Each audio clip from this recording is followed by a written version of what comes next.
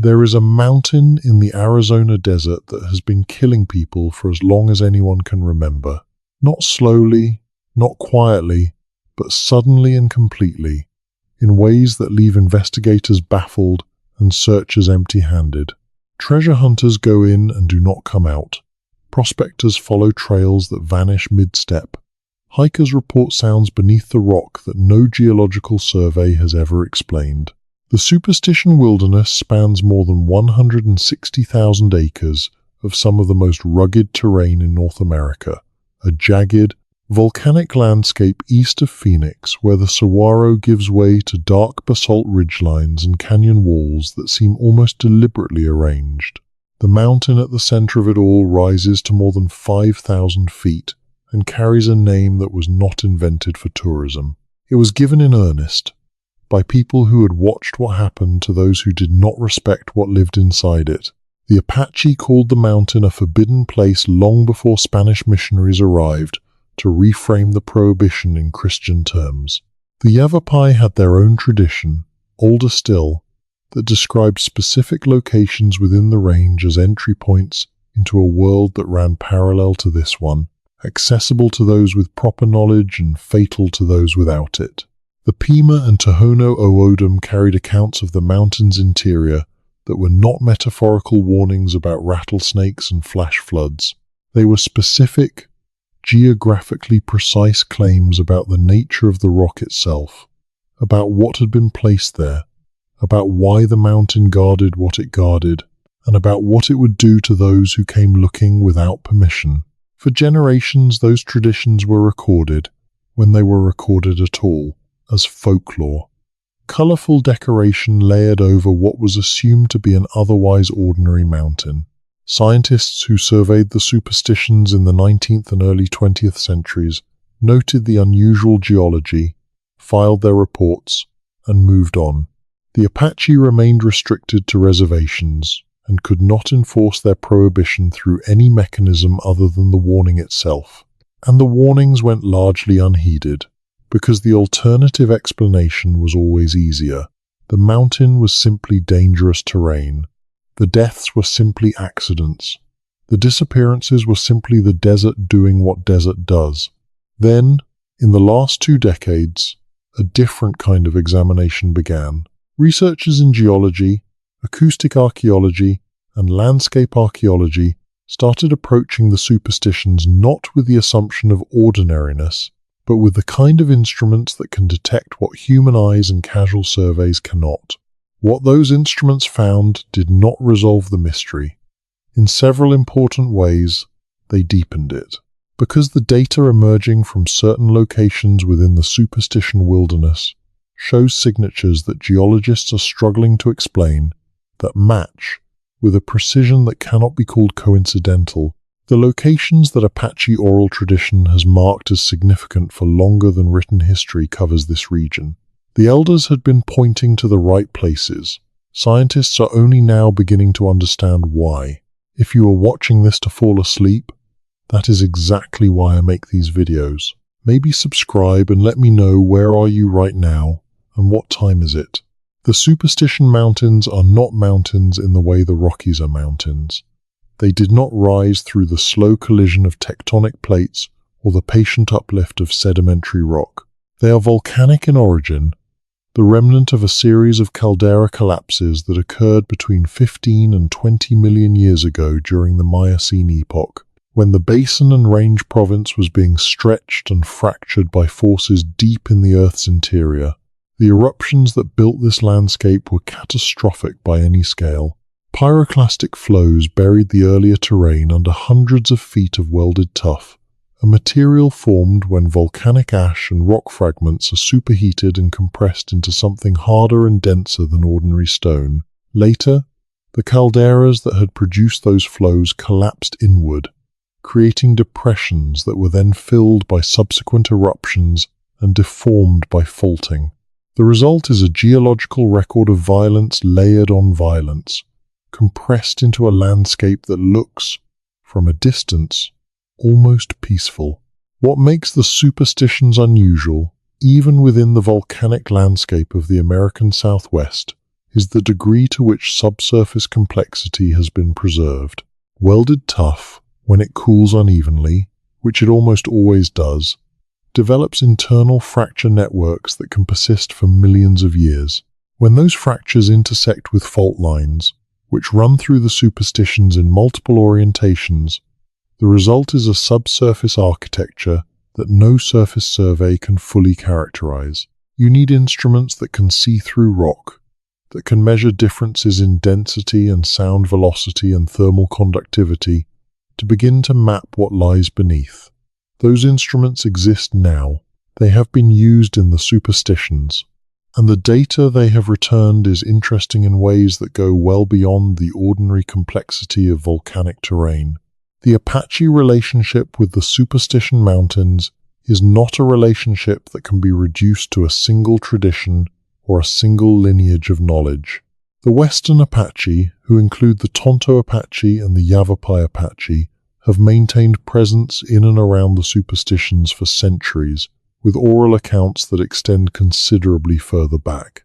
Anthropologist Edward Spicer, working in the early and middle decades of the 20th century, documented Apache tradition regarding specific mountain ranges in central Arizona in terms that went beyond territorial marking. The mountains, in Apache understanding, were not neutral geography. They were entities with histories, with what might be translated as intentions, and with qualities that could not be described adequately in the vocabulary of European settlers who had arrived expecting terrain to behave as terrain. The prohibition against entering certain sections of the superstitions was not uniform. There were areas that Apache hunters moved through routinely, canyon passages that served as routes between the Salt River Valley and the higher elevations to the north and east. The prohibition was spatially specific. It applied to particular locations that elders could identify precisely, locations where the rock had a different quality, where water behaved unexpectedly, where sounds came from directions that made no sense, where the air temperature shifted in ways that had nothing to do with shade or elevation. These were not vague areas to avoid. They were specific places with specific warnings attached to them, warnings transmitted with the same care and precision as any other critical survival information. Grenville Goodwin, whose fieldwork with the Western Apache in the 1930s produced some of the most detailed ethnographic documentation of Apache oral tradition, recorded accounts of what he described as underground places of significance within the superstition range. His unpublished field notes, held at the University of Arizona's Special Collections, contain several passages in which informants describe the mountain interior in terms that parallel descriptions from other oral traditions regarding large enclosed spaces, organized passages, and features of the rock that were described as neither entirely natural nor entirely constructed, but something the informants struggled to articulate in ways that translated cleanly from Western Apache into English.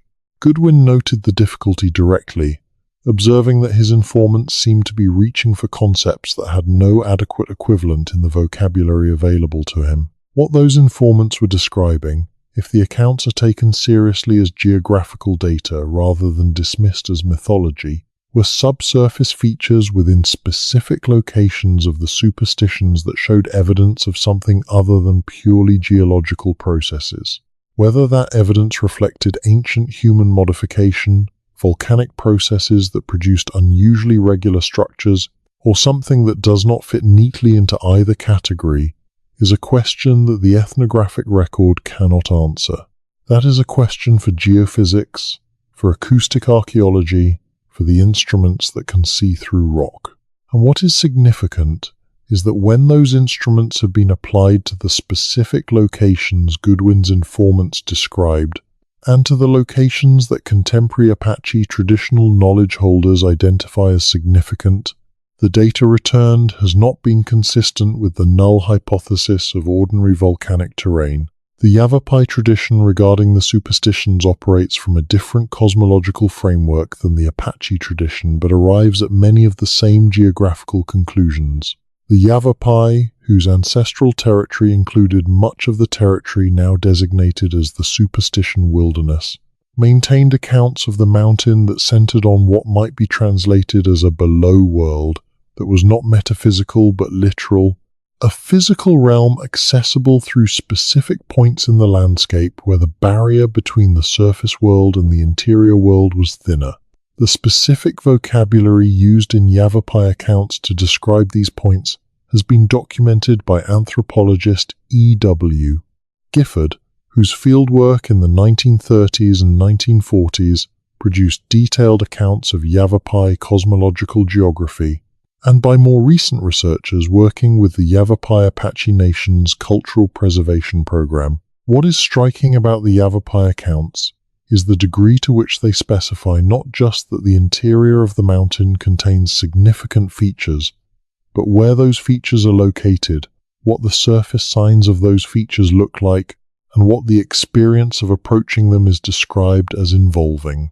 The accounts describe locations where the rock sounds hollow when struck, where warm air emerges from narrow crevices that show no connection to any visible cave entrance, where the vegetation pattern shifts in ways that suggest subsurface water or heat sources, and where specific geological formations mark what the tradition identifies as entry points or threshold zones.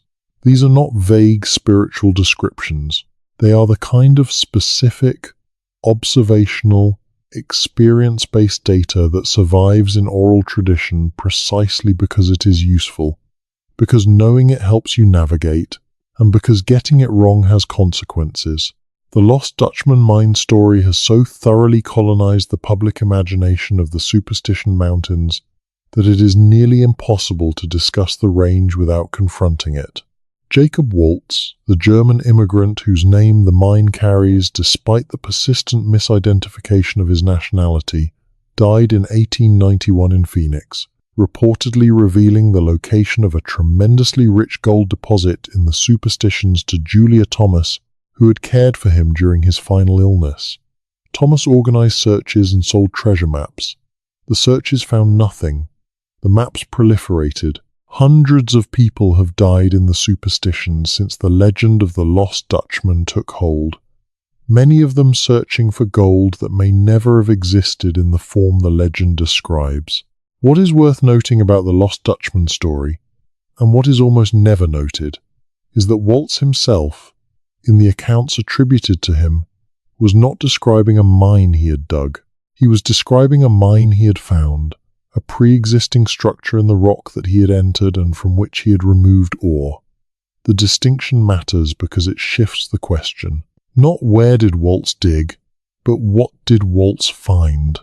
And if what he found was a pre-existing structure in the volcanic rock of the Superstitions, then the question of who made it and when becomes relevant in ways that the treasure hunting framework systematically prevents from being asked.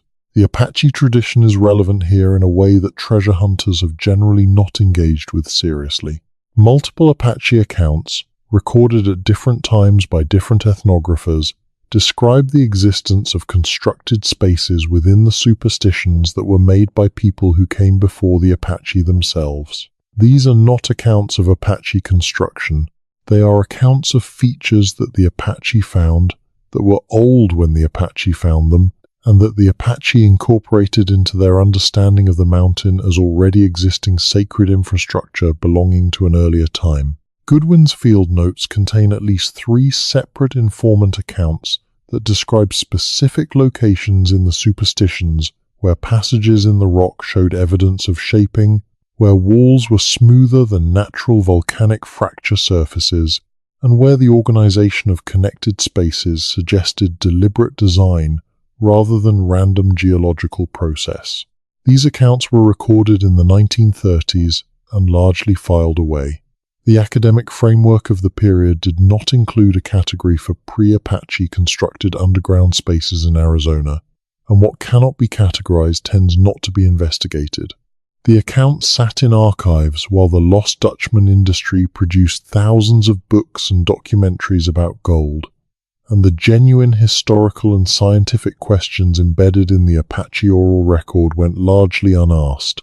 The formal scientific investigation of the Superstition Wilderness has proceeded along predictable institutional lines. Geological surveys have characterized the volcanic stratigraphy. Archaeological surveys have documented surface sites, primarily rock art panels and scattered lithic materials that place human occupation in the region back at least 10,000 years. The Hohokam people, whose sophisticated canal-building civilization dominated the Salt River Valley from roughly 300 to 1400 CE, used the mountains as a resource zone and left evidence of their presence in the form of ceramics and petroglyphs. The Salado culture, which succeeded or overlapped with the Hohokam depending on which archaeologist you consult, built cliff dwellings and hilltop structures throughout the mountains. Tonto Natural Bridge, at the northern edge of the region, is a travertine arch of geological complexity that continues to generate scientific interest. But the specific question of what lies beneath the surface of the superstitions, particularly in the locations identified by Apache and Yavapai traditional knowledge as significant, has received remarkably little instrumental attention given the amount of time, energy, and money that has been spent searching the same terrain for Spanish gold. The institutional asymmetry is worth pausing on. Treasure hunting in the superstitions has been continuous for more than a century. The scientific investigation of what Apache oral tradition identifies as significant subsurface locations has been intermittent and underfunded, and several research efforts that reach promising stages have been discontinued for reasons that the public record does not fully explain. The geology of the superstitions presents specific characteristics that make subsurface investigation both important and technically challenging. The welded tuff that forms the bulk of the range is not a uniform material. It was deposited in multiple eruption episodes over millions of years, and each episode produced tuff with slightly different composition, density, and fracture characteristics. Where different tuff layers meet, and where fault systems cut through those layers, the rock can produce void structures of surprising scale. Some of these voids are natural, the product of differential cooling, gas bubble formation, and fault displacement over geological time. But the characteristics that distinguish natural voids from voids that have been modified, or in some cases from spaces that show signs of having been intentionally created, are detectable with the right instruments. The question is whether anyone has bothered to look. The answer, it turns out, is yes. But the story of how that investigation began, and what it found, and what happened to the findings, is more complicated than a simple scientific success story. In the early 2000s, a researcher at Arizona State University's School of Earth and Space Exploration began a study of passive seismic data from the Superstition Mountains as part of a broader project examining volcanic caldera systems in the American Southwest. The study was not specifically directed at the superstitions. The superstitions were included because their caldera structure was relevant to the comparative questions the project was addressing. The passive seismic data, collected from a network of sensors placed at the surface, measures the way seismic waves from distant earthquakes travel through the rock beneath a given area. The velocity at which those waves travel and the ways in which they are attenuated or reflected by subsurface structures can reveal information about what the rock beneath the surface looks like in 3 dimensions. The data from the superstitions showed anomalies. Specifically, it showed low-velocity zones, areas where seismic waves travel more slowly than they should through the rock type in question, at depths ranging from roughly 30 to 180 meters below the surface. Low-velocity zones in seismic data indicate areas where the rock is less dense, more fractured, or contains significant void space. They are not unusual in volcanic terrain. What made the superstition anomalies interesting was their spatial distribution. They were not randomly scattered through the volcanic sequence in the way that natural fracture networks and cooling voids tend to be scattered. They showed a degree of spatial organization, a non-random clustering at specific depths and in specific locations that the research team noted as worthy of further investigation. The research team's published paper, which appeared in a geophysical journal in 2006, described the anomalies carefully and recommended follow-up studies using more targeted techniques.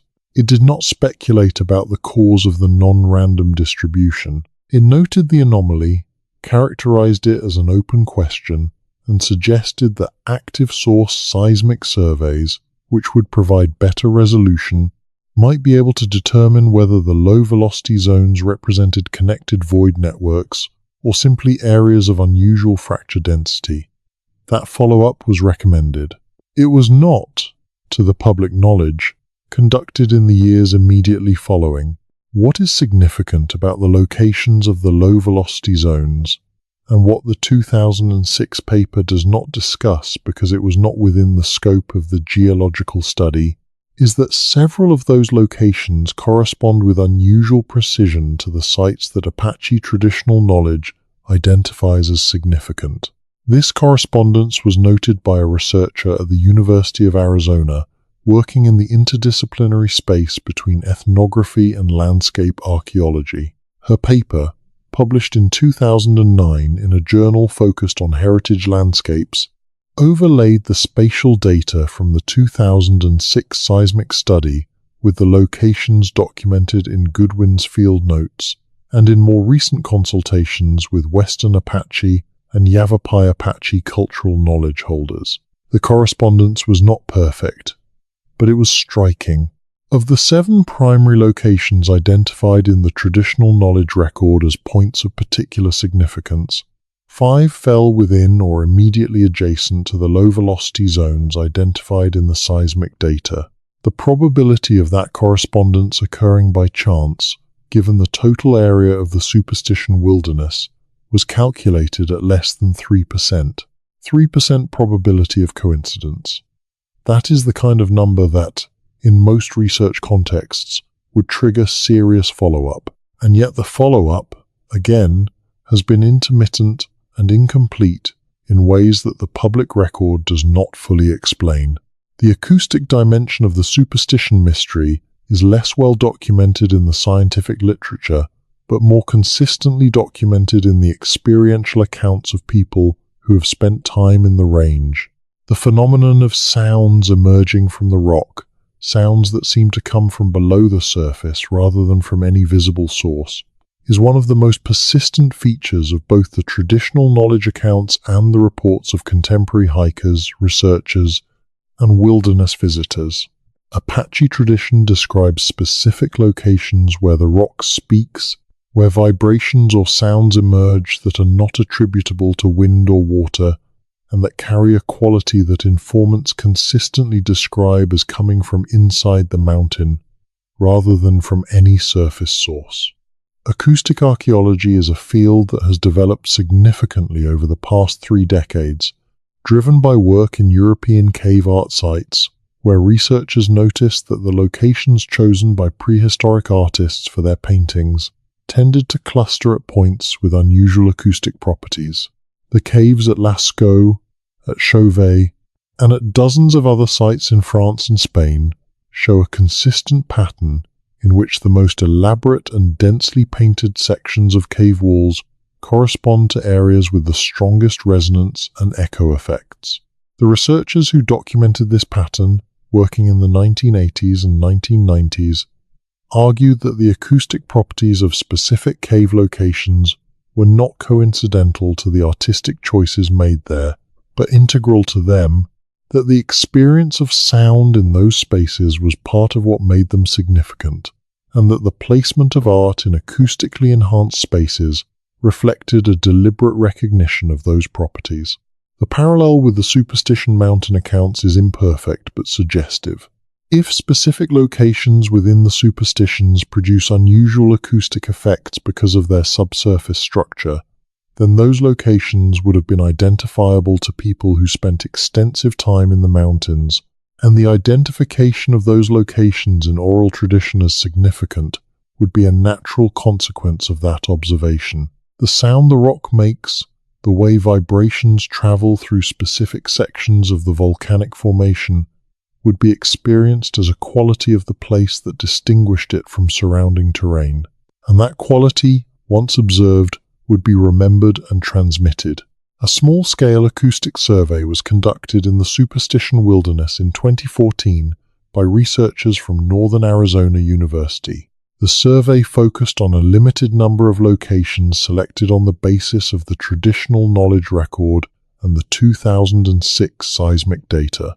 At 3 of the locations surveyed, the researchers measured reverberation times and resonance characteristics that were significantly higher than baseline measurements taken at surrounding sites.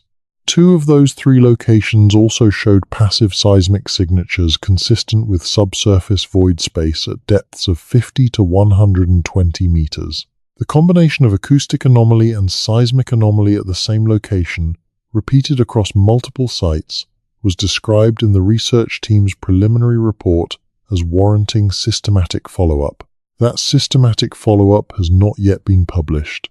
The researchers involved have indicated in conference presentations that the work is ongoing, but the pace of investigation in the Superstition Wilderness has been shaped by a combination of funding constraints, logistical challenges posed by the terrain, and the complex politics of conducting scientific research in an area that has deep significance to multiple indigenous communities whose formal consultation rights under federal law must be respected.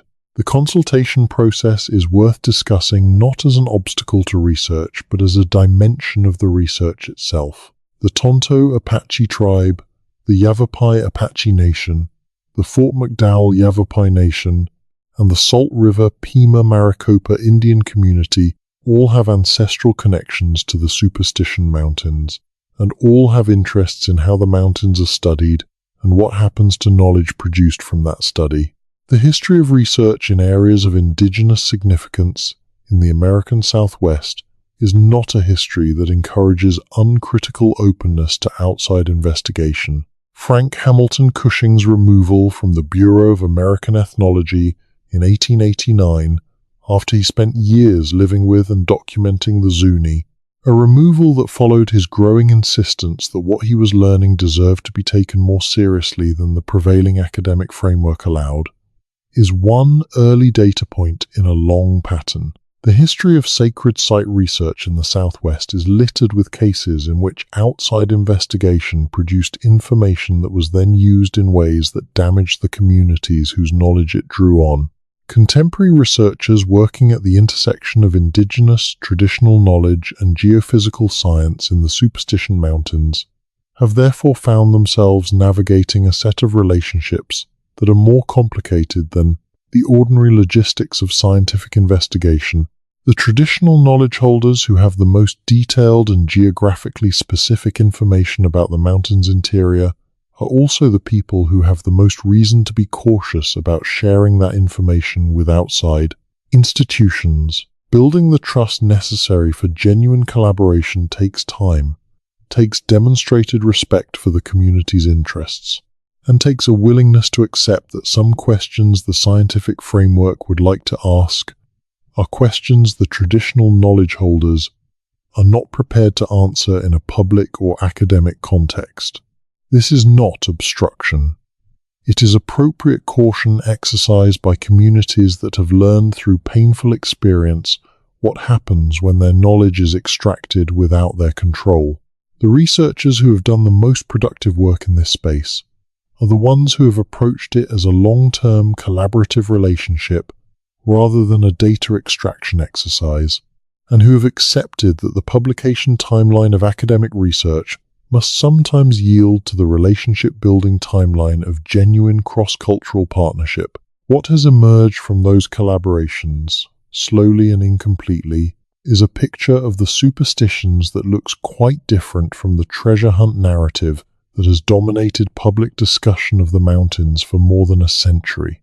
The traditional knowledge accounts, when analyzed as geographical data rather than folklore, identify a coherent set of locations within the mountain range that share specific characteristics.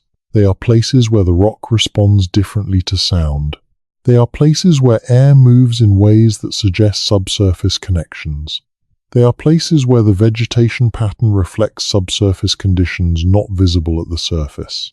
They are places where the experienced observer notices a quality in the landscape that distinguishes these locations from the surrounding terrain. And they are places where the geophysical instruments, when they have been applied, have returned data that is not consistent with the null hypothesis of ordinary volcanic rock.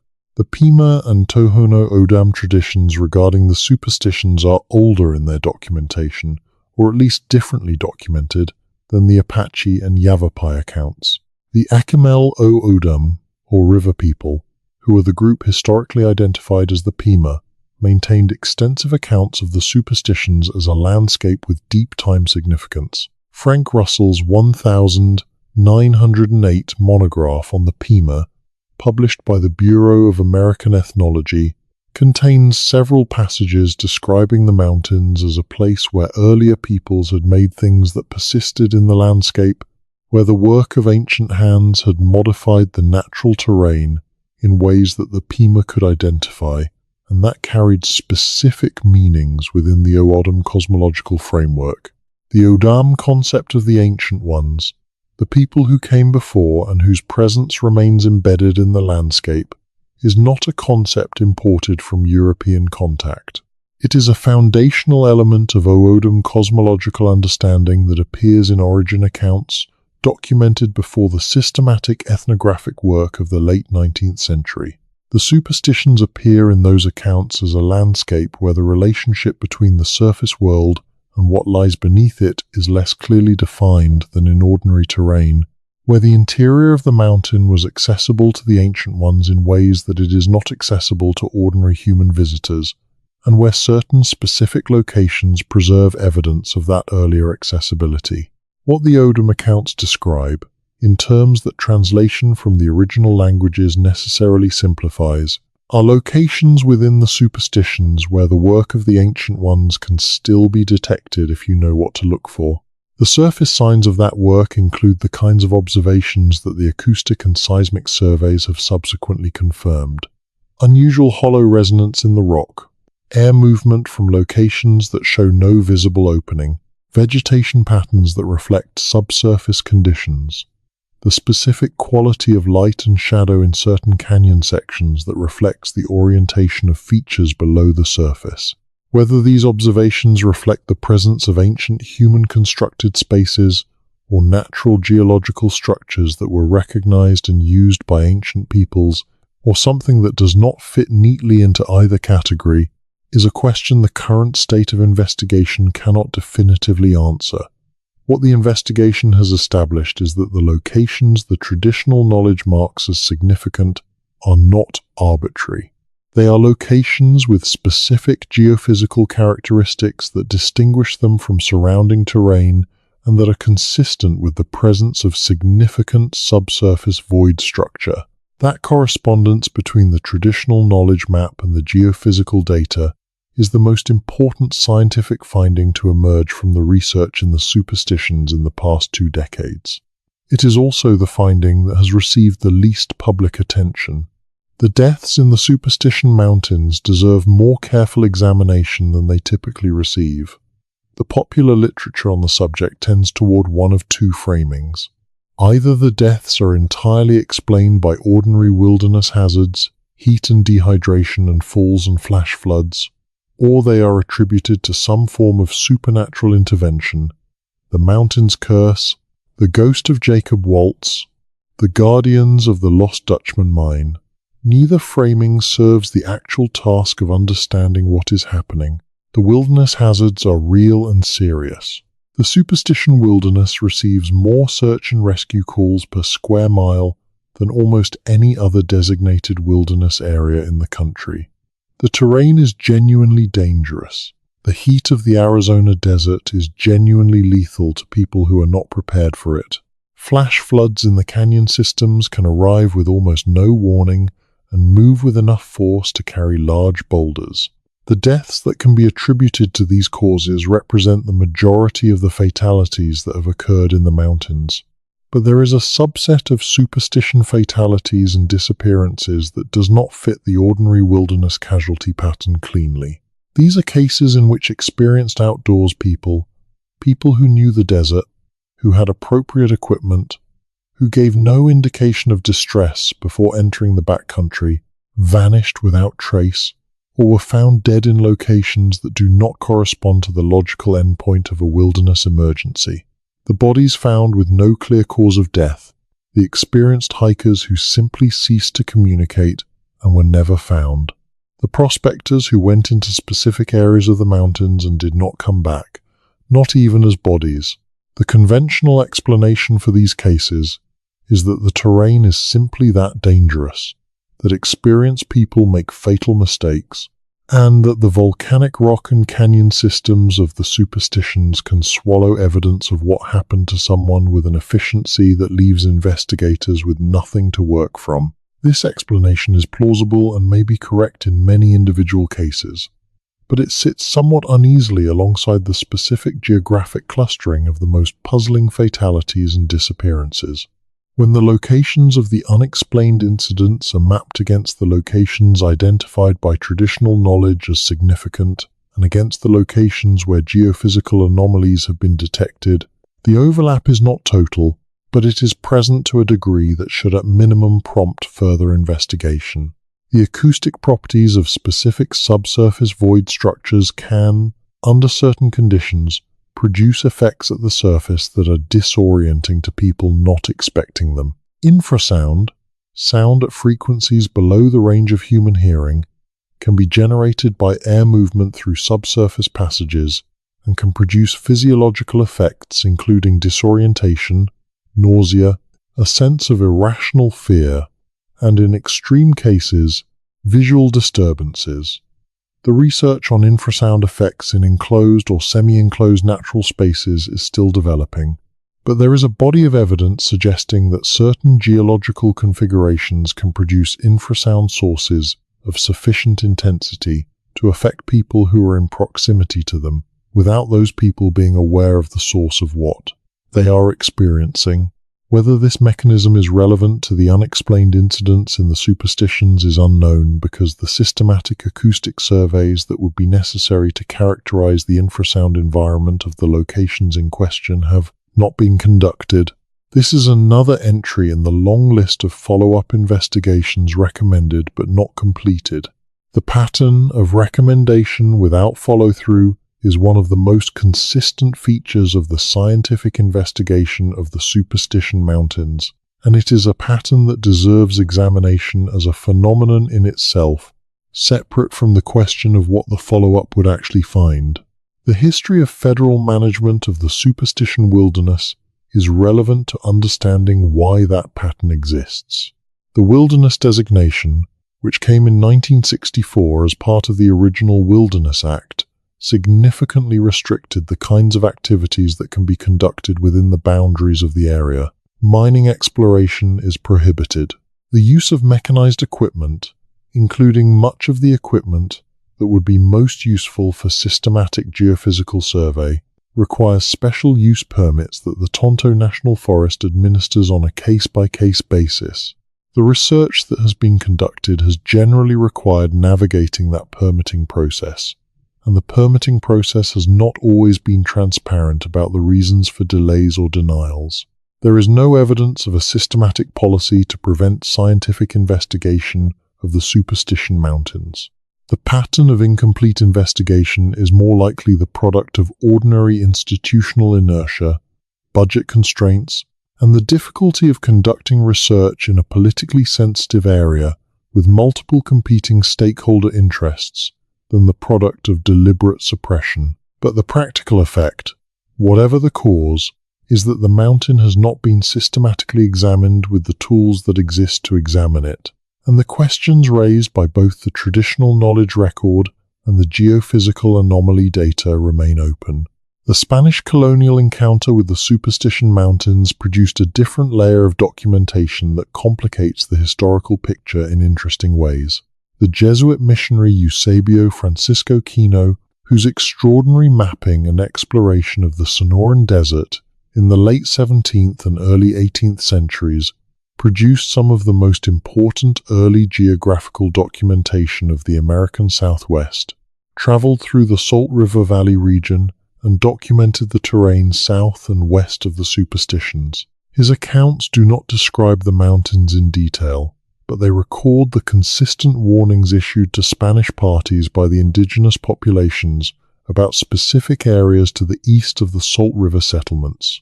The warnings, as Kino documented them, were not framed in religious terms, though Kino interpreted them through a religious lens. They were framed as practical advice about places where people who entered did not reliably emerge. Later, Spanish expeditions into the territory, including the parties associated with the mining operations that gave rise to various treasure legends, encountered similar warnings from indigenous guides. The documentary record of those expeditions, housed in Mexican archives and partially translated in the work of historians who have examined the southwestern colonial period, contains repeated references to indigenous refusal to accompany Spanish parties into specific sections of the mountain range. The reasons given, as they were recorded by Spanish observers who had limited ability to understand what they were being told, combined elements that those observers categorized as superstition with elements that were clearly practical geographical warnings. The distinction between what the Spanish called superstition and what their indigenous informants were actually describing is exactly the kind of interpretive gap that generates historical confusion that persists for centuries. The name superstition, applied to the mountains by Anglo-American settlers in the 19th century, reflects that same interpretive gap. The Apache and Yavapai warnings about the mountains were received by incoming settlers as evidence of indigenous superstition, as irrational fear generated by ignorance and magical thinking. The settlers who died in the mountains after dismissing those warnings are recorded in the historical literature as victims of ordinary wilderness hazard. The possibility that the warnings reflected accurate knowledge of specific dangerous conditions in specific locations, conditions that the traditional knowledge holders understood and the settlers did not, is a possibility that the superstition framing systematically prevented from being considered. This interpretive pattern is not unique to the superstitions. It is one of the most consistent features of the colonial encounter between European settlers and indigenous populations across North America. Indigenous knowledge was systematically dismissed as superstition or folklore, in contexts where it should have been understood as the product of generations of careful observation and experience. The practical cost of that dismissal was often measured in deaths, sometimes the deaths of the settlers who dismissed the knowledge, more often the deaths and dispossession of the people whose knowledge was dismissed.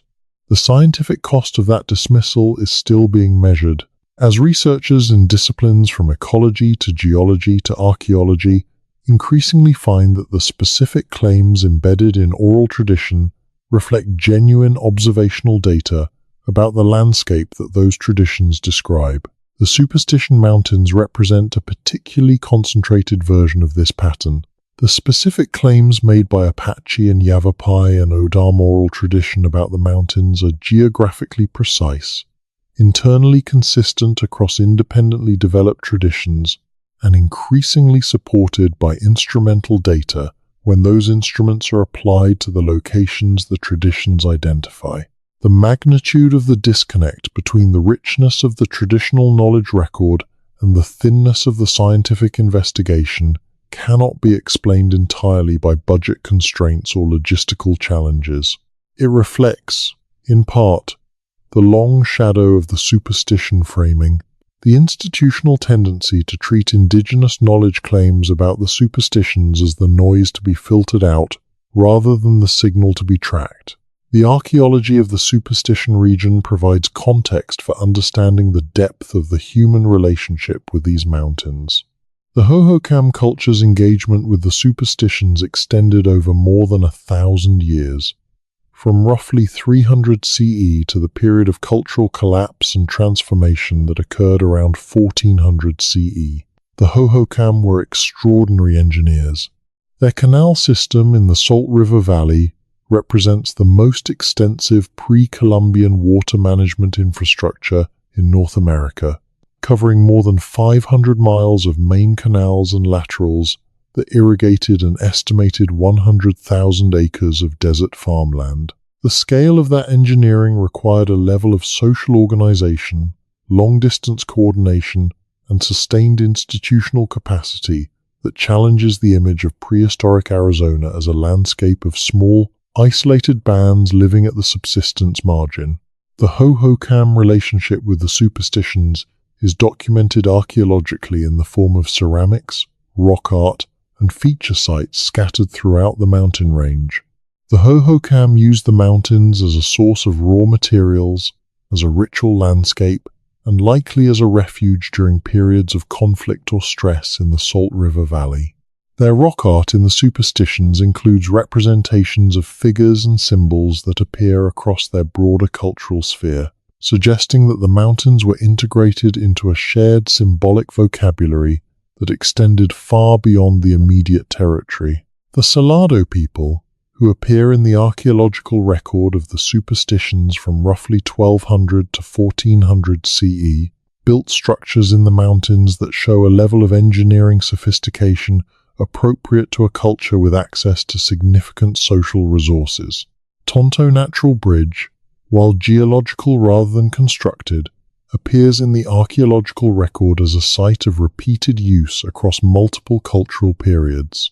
The cliff dwellings and storage structures built by Salado populations in the canyon systems of the superstitions were positioned to take advantage of specific features of the terrain, including water sources and defensive locations, in ways that reflect detailed knowledge of the mountain landscape accumulated over long periods. What is less well documented archaeologically, and what the traditional knowledge record suggests should be better documented, is the nature of the Salado and Hohokam relationship with the specific locations that the Apache and Yavapai traditions identify as significant. The oral tradition accounts collected by Goodwin and other ethnographers make clear that the Apache understanding of the superstitions was shaped in part by what they found in the mountains when they arrived in the region, features of the landscape that were already old and that had already been recognized and incorporated into indigenous understanding of the mountains before the Apache themselves had presence there. Whether those pre-Apache features were Salado or Hohokam in origin, or older than either, is a question that the current archaeological record cannot definitively answer. The radiocarbon dating of organic materials from sites within the superstitions has established human presence in the range going back at least 10,000 years, to the early Holocene period when the climate of the American Southwest was considerably wetter and the vegetation community quite different from today. The early inhabitants of the region, who were part of the Paleo-Indian cultural complex that spread through the Southwest following the end of the last ice age, left lithic scatters and occasional kill sites that document their use of the landscape. Whether those earliest inhabitants of the superstition region had the same understanding of specific locations in the mountains that later traditions describe is unknown. The oral tradition, as it has been documented, does not extend its specific claims back 10,000 years in any verifiable way, but the depth of the human relationship with these mountains and the degree to which that relationship was organized around specific locations within the range is well established. The spring systems of the superstitions are another dimension of the mountain's geological character that intersects with the traditional knowledge record in interesting ways. Water in the Sonoran Desert is not randomly distributed. It emerges at the surface in locations determined by the underlying geology, by the structure of aquifers and fault systems, and the permeability of different rock layers. The superstitions have a complex hydrogeology that reflects the layered volcanic stratigraphy, with springs emerging at various elevations and in various canyon systems, according to patterns that are not always immediately obvious from the surface. The Apache and Yavapai traditions regarding the superstitions include specific knowledge of spring locations that has proven accurate when tested against field observation.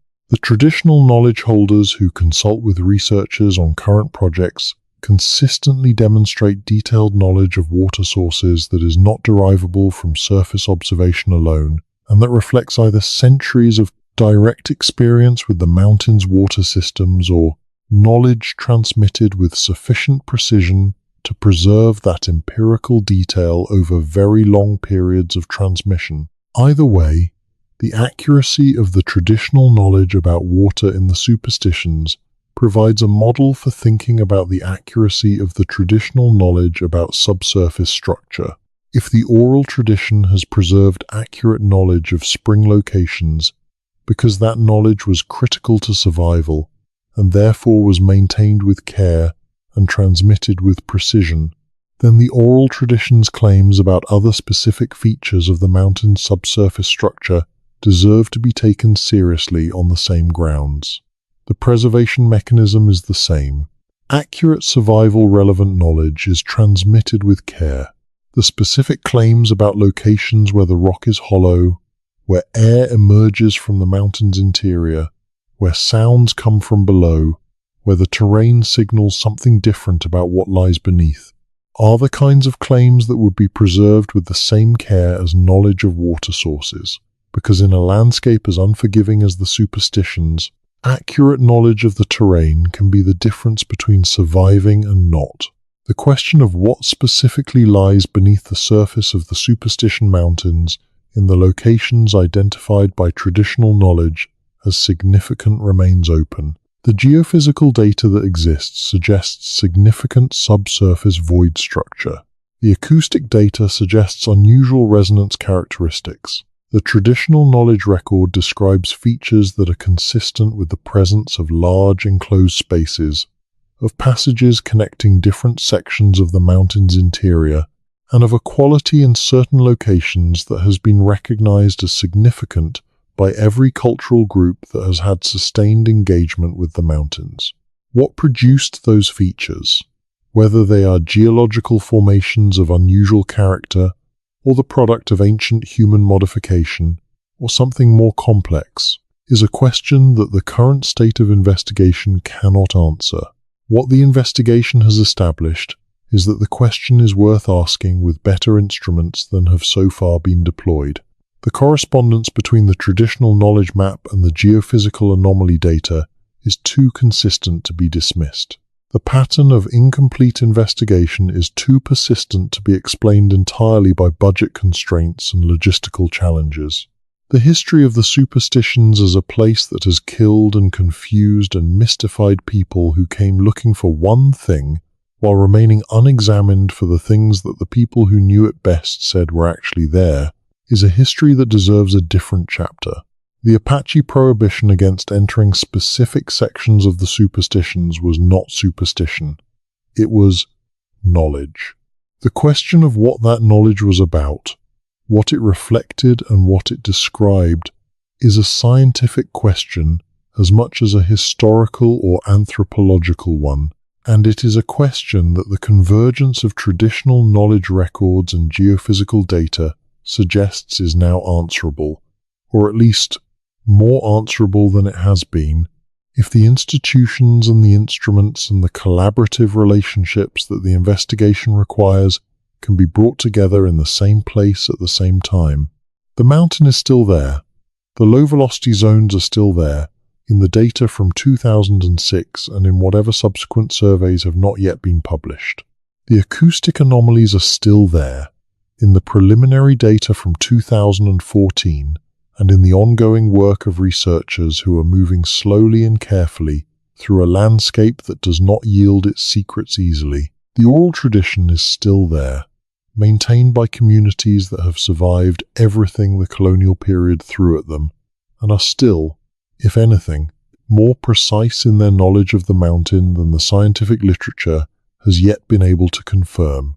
What has changed is the framework available for thinking about the relationship between those three things, between the traditional knowledge record, the geophysical data, and the open questions that neither has yet been able to resolve alone.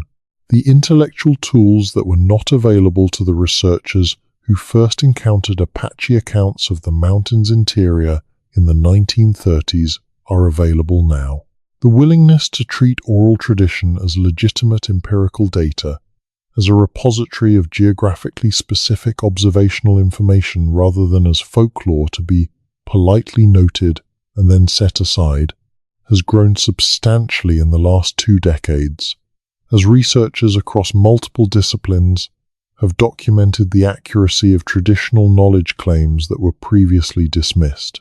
The Superstition Mountains offer one of the most concentrated opportunities in North America to test the hypothesis that indigenous oral tradition preserves genuine knowledge about the landscape it describes, knowledge that is specific and accurate, and detectable by the instruments of modern science if those instruments are pointed at the right locations.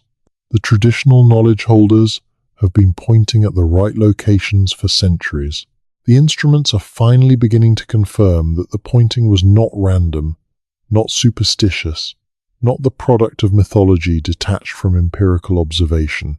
The mountain that the settlers named for their dismissal of indigenous knowledge contains something they never looked for, because they were too busy dismissing the people who knew where to look. The Apache were not superstitious about the superstitions. They were correct about them, in ways that take a century and a half to begin to verify and that will take considerably longer to fully understand.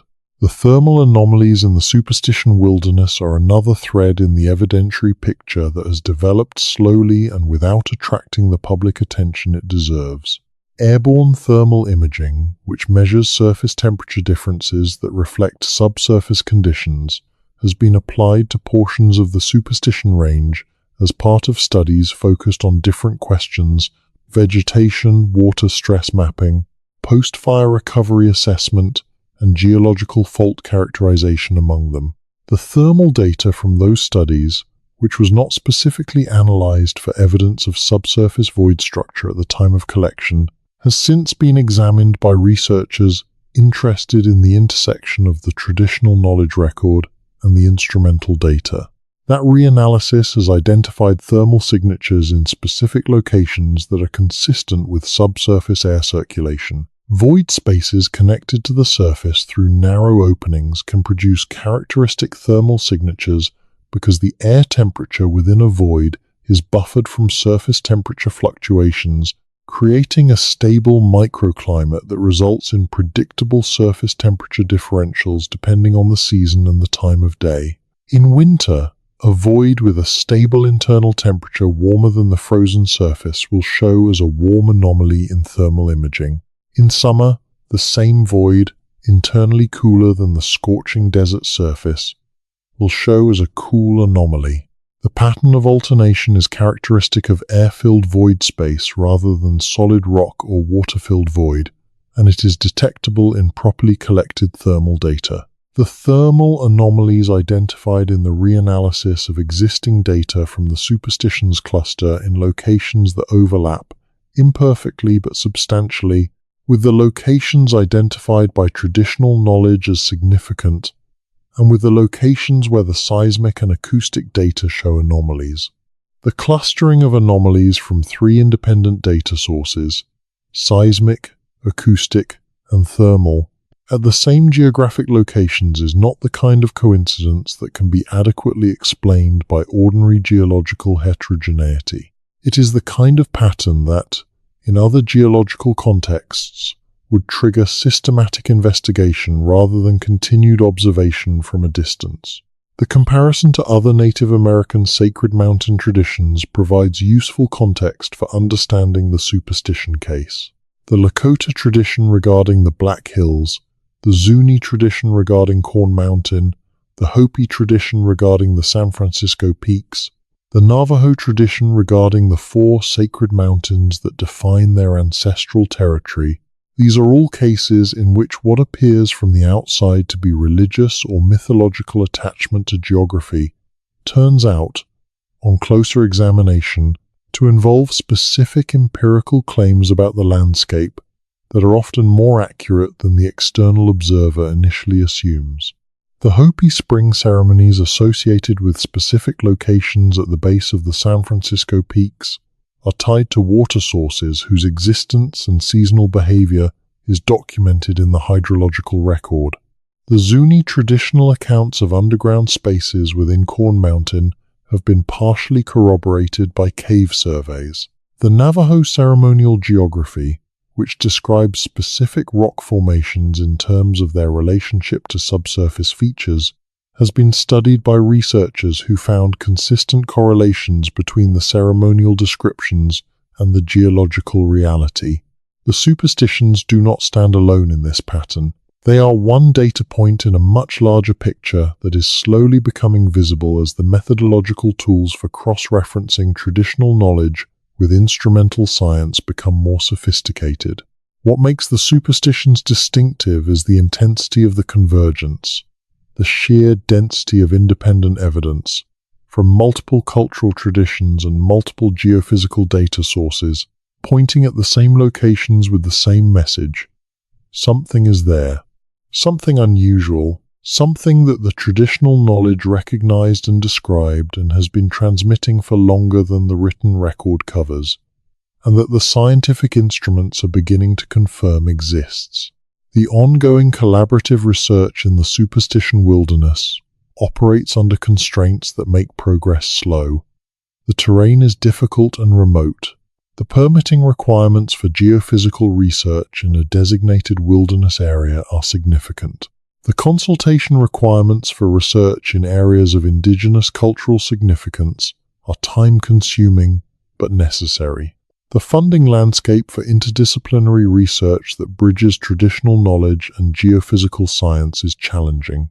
All of these factors contribute to a research pace that is frustratingly slow given the importance of the questions being asked. But the research is proceeding. The relationships between researchers and traditional knowledge communities that make genuine collaboration possible are deepening. The methodological frameworks for integrating traditional knowledge with instrumental data are becoming more sophisticated. The publication record, while thin compared to what the available evidence suggests is warranted, is growing, and the questions that the traditional knowledge record has been asking for centuries are gradually finding their way into research designs that might actually produce answers. The mountain does not seem to be in a hurry. The low-velocity zones in the seismic data have been there for millions of years, or at least for however long the features they reflect have existed.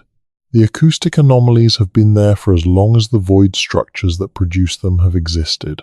The thermal signatures have been cycling through their seasonal patterns in the same locations regardless of whether anyone was measuring them. The traditional knowledge that identified those locations as significant has been transmitted through enough generations that its origin is not recoverable from any written record. What changes is the capacity to understand what the traditional knowledge was pointing at. That capacity is growing. The tools are better. The conceptual frameworks are more adequate. The willingness to take indigenous knowledge seriously as empirical data, rather than dismissing it as the superstition that the mountain's name suggests it was always assumed to be, is more widespread than it has ever been in the history of Western science's engagement with the American Southwest. The mountain that was named for the dismissal of indigenous knowledge may yet be understood through that knowledge. The Apache who warned incoming settlers about specific places within the superstitions where entering without proper preparation and proper purpose was not merely unwise but genuinely dangerous. We're not describing a religious interdiction rooted in fear of the unknown. They were describing places they knew, places whose properties they had characterized through long experience, places where the unusual qualities of the terrain created conditions that required understanding rather than bravado. Understanding is still being assembled, piece by piece, from the convergence of traditional knowledge and instrumental science, from the reanalysis of data collected for other purposes, and the careful collection of new data targeted at the right locations, from the patient work of building cross-cultural research relationships, in which the communities whose knowledge has been dismissed for a century and a half can participate as genuine partners rather than as subjects to be studied.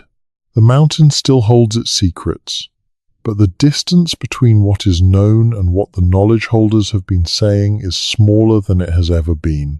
And in that closing distance, something important is becoming visible.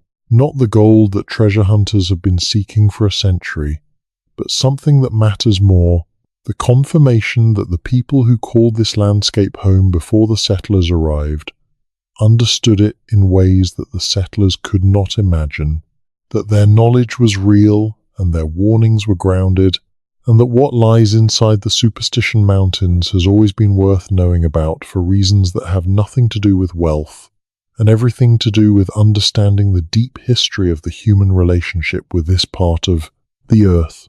The welded tuff of the superstitions was cooling and fracturing for 15 million years before the first human eyes looked at it. The first people to look at it carefully enough to understand what they were seeing, carefully enough to develop and transmit specific knowledge about what lay beneath the surface, have been looking for 10,000 years or more. The scientific instruments that can corroborate what those observers concluded have been available for a few decades at most. The integration of those three timescales, geological, indigenous, and instrumental, is the project that the current research in the superstitions represents. It is moving slowly, it is moving forward, and what it finds, when the data is finally coherent enough to publish, and the findings are finally clear enough to communicate without qualification, will change the way the Superstition Mountains are understood, not just as geological phenomena or as treasure hunt mythology, but as a landscape that carries within it a record of human presence and knowledge that is older and deeper than the name anyone gave the mountains in the 19th century could have suggested. The elders were right. The instruments are beginning to understand why. The mountain is patient. The knowledge has always been there. The question was always whether the people with the instruments would eventually be willing to listen to the people who had been watching the mountain for 10,000 years before the instruments existed. That willingness is slowly becoming the scientific practice that the evidence has always demanded. The Superstition Mountains will outlast every theory about them. The low-velocity zones in the seismic data will still be there in 50 years, whether or not the follow-up surveys to characterize them precisely have been conducted. The acoustic anomalies will still be producing their unusual resonance in their specific locations. The thermal signatures will still be cycling through their seasonal patterns. The traditional knowledge will still exist, or will be partially lost depending on what happens to the communities that carry it over the next few decades. And what happens to those communities will depend in part on whether the scientific and governmental institutions that have so long dismissed their knowledge choose to engage with it differently going forward. The mountain that was named for the settlers' dismissal is still teaching. Its lessons are available to anyone with the instruments and the humility to receive them. They have always been available.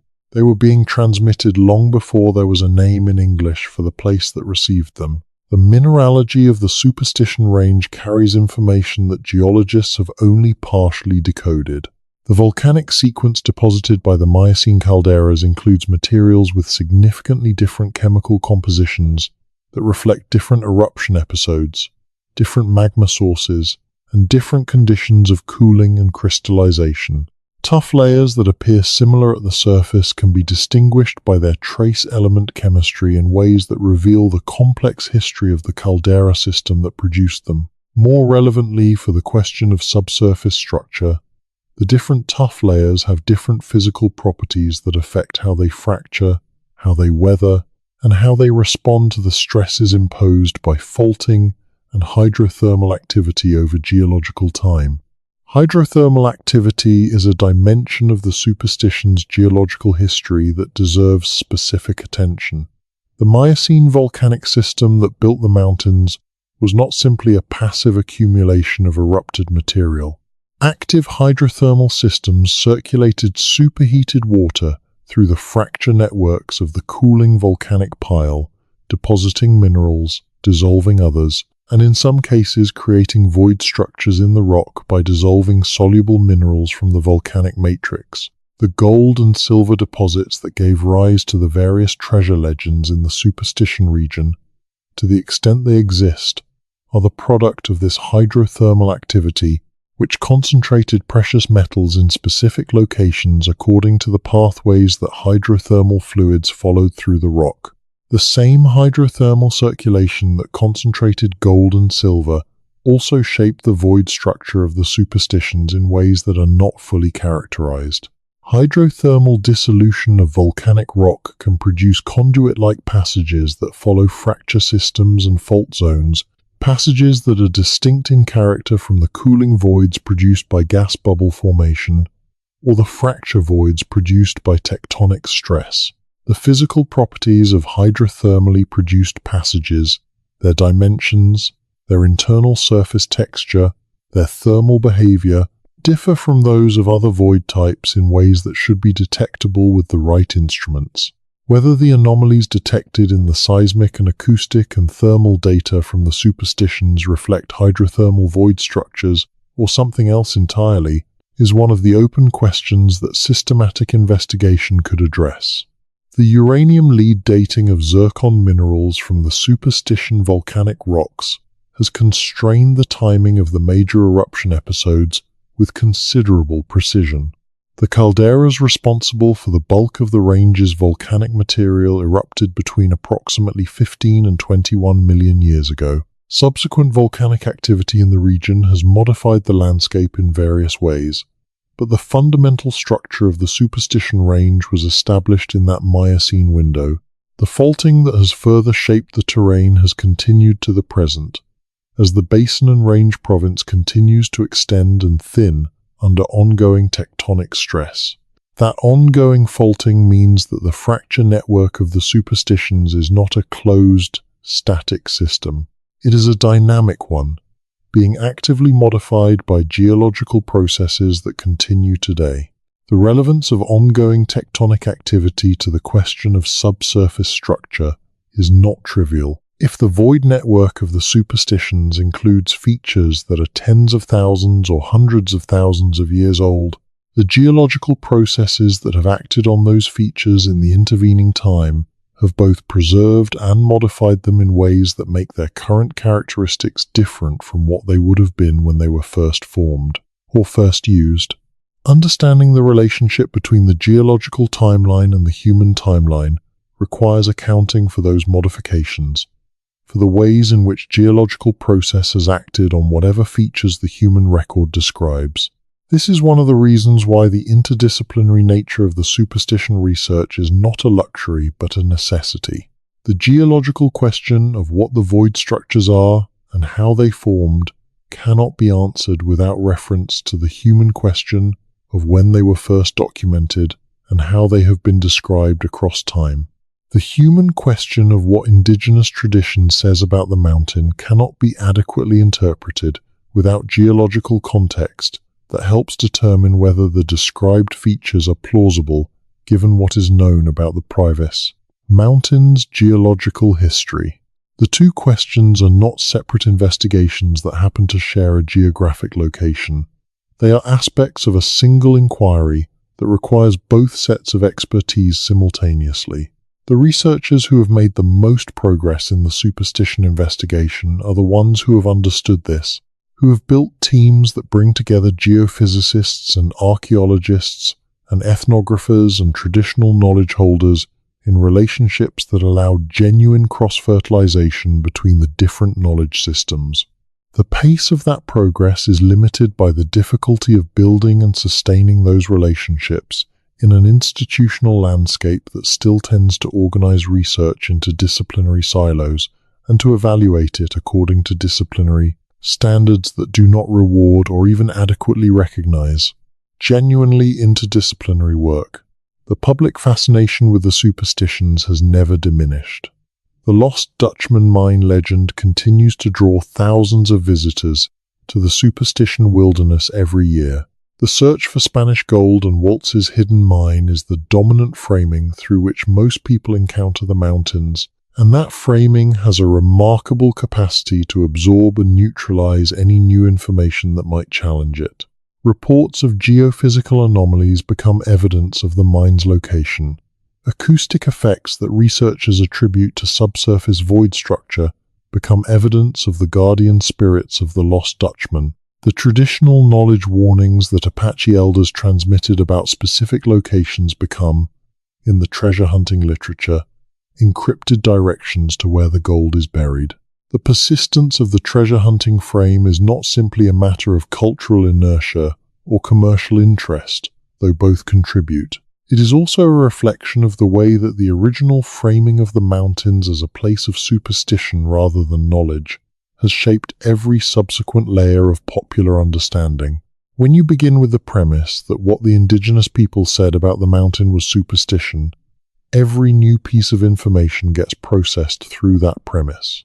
The geophysical anomalies are not evidence that the Apache knew something real about the mountain.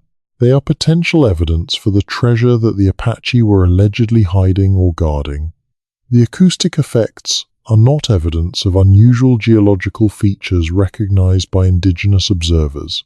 They are evidence of the supernatural qualities that the superstitious Apache attributed to a mountain they did not understand.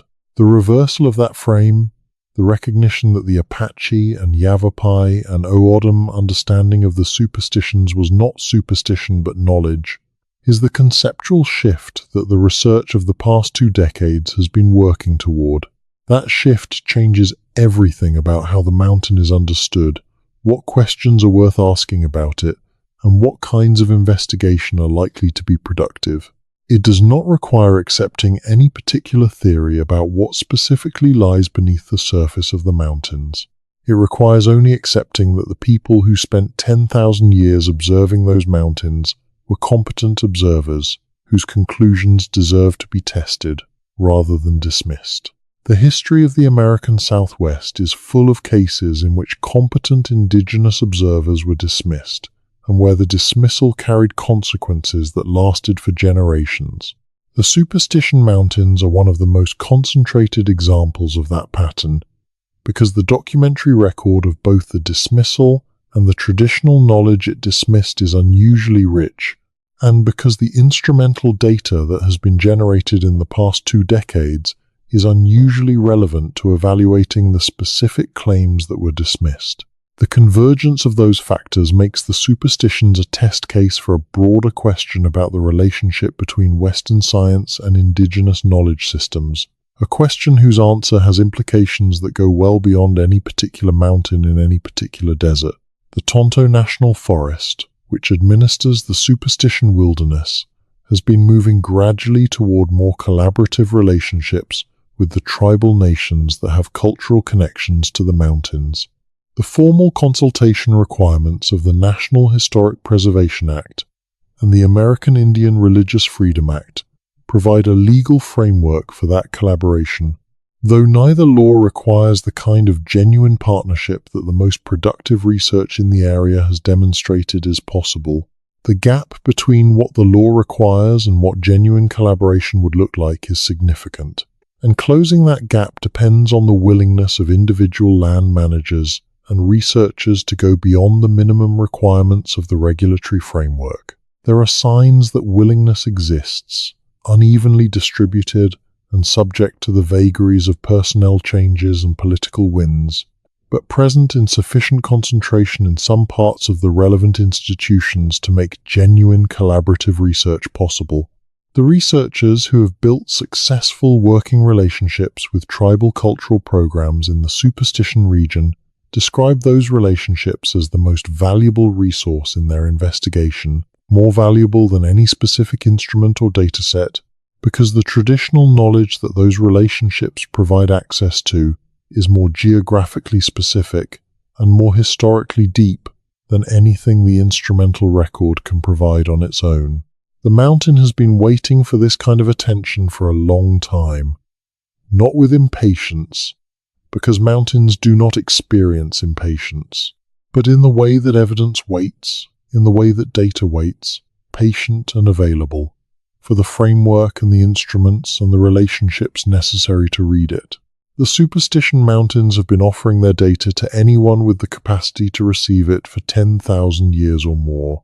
The traditional knowledge holders who received that data have been transmitting it, imperfectly and incompletely, as all human transmission is imperfect and incomplete, but substantially and with recognizable fidelity to the original observations The geophysical instruments that can begin to confirm what the traditional knowledge describes have been pointed at the right locations in the right ways for the past 2 decades, with results that are promising enough to justify significantly more intensive investigation. What remains is the institutional will to conduct that investigation, the resources to support it, and the collaborative relationships to ensure that it is done in a way that respects the interests and the sovereignty of the communities whose knowledge makes it possible.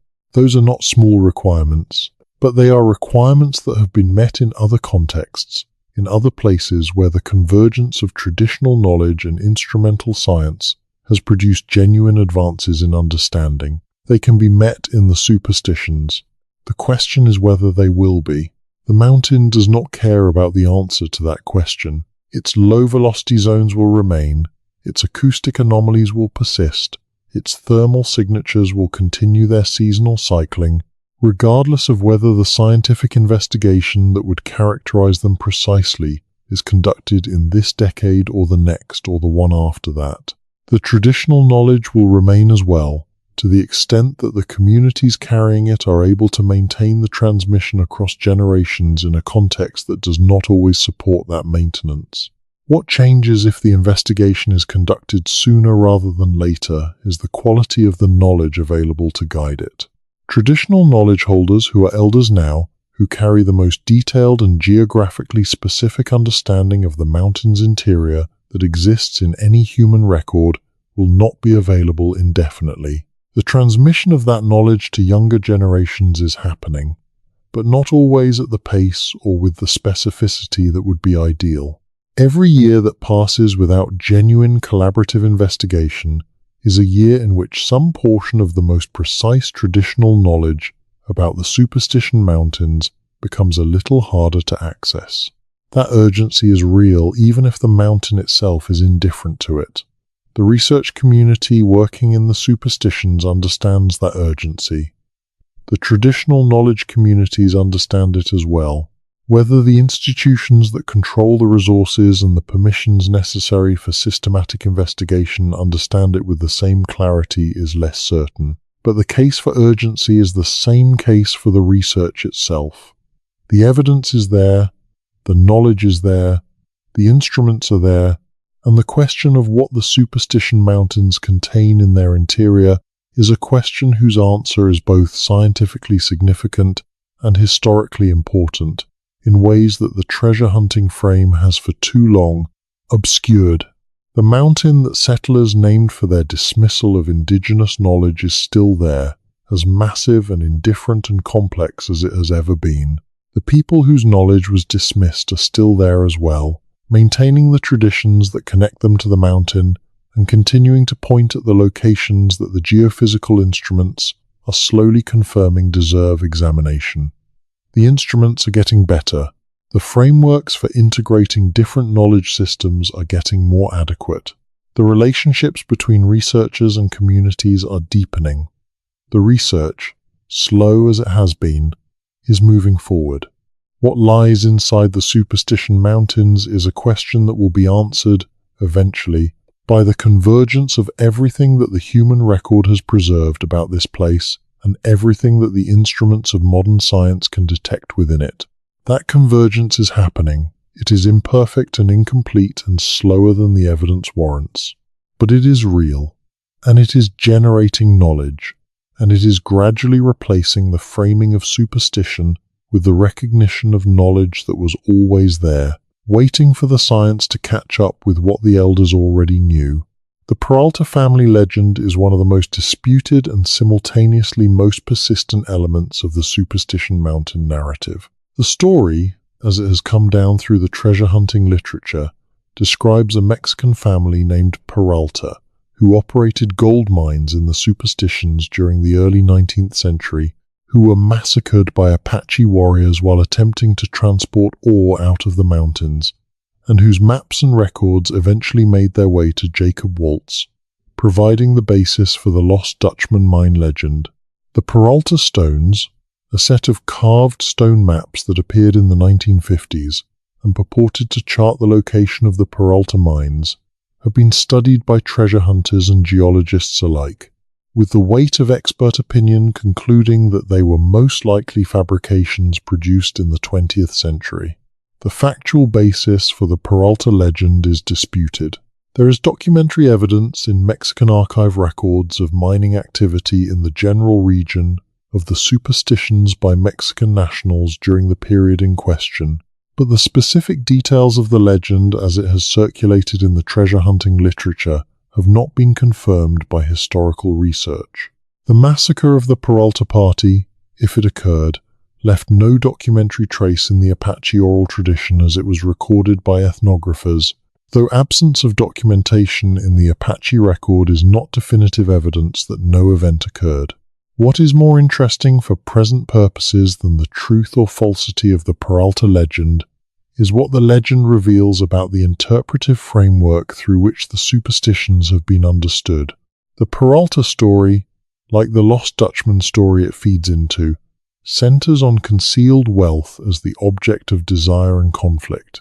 The Apache role in the story is that of guardian, of dangerous adversary who must be avoided or defeated in order to access the treasure. The Apache knowledge of the mountains is acknowledged implicitly by the structure of the legend, since the Apache are the ones who know where the mines are and who are motivated to prevent outsiders from accessing them. But that knowledge is framed as instrumental to the treasure narrative rather than as significant in its own right. The reversal that the ethnographic and geophysical research of the past century has accomplished, slowly and incompletely, is to shift the frame from the Apache as obstacle to the Apache as knowledgeable observers, whose understanding of the mountain is the central datum rather than the background to a European treasure story. In that reversed frame, the question is not what the Apache were hiding, but what the Apache knew. And what the Apache knew, according to the most carefully documented versions of the traditional knowledge record, was something considerably more interesting than the location of a gold mine. The botanical dimension of the traditional knowledge about the superstitions adds another layer to the evidence base. The plant communities of the superstition wilderness are complex and ecologically diverse, reflecting the range of elevations, aspects, and soil types found within the mountains. Apache and Yavapai traditional ecological knowledge regarding the plants of the superstitions has been partially documented by ethnobotanists working in the region, and some of that knowledge has proven to be observationally precise in ways that go beyond what surface observation alone could explain.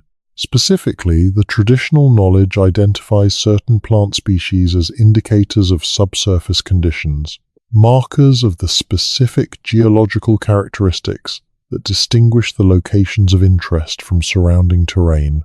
The identification of certain vegetation patterns as signs of subsurface water or heat, which the traditional knowledge employs as one of the means of locating the significant sites within the mountains, has been partially corroborated by the thermal imaging data, which shows that locations with unusual thermal signatures also show unusual vegetation patterns at the surface. The mechanism connecting subsurface thermal anomaly to surface vegetation is well established in ecological science.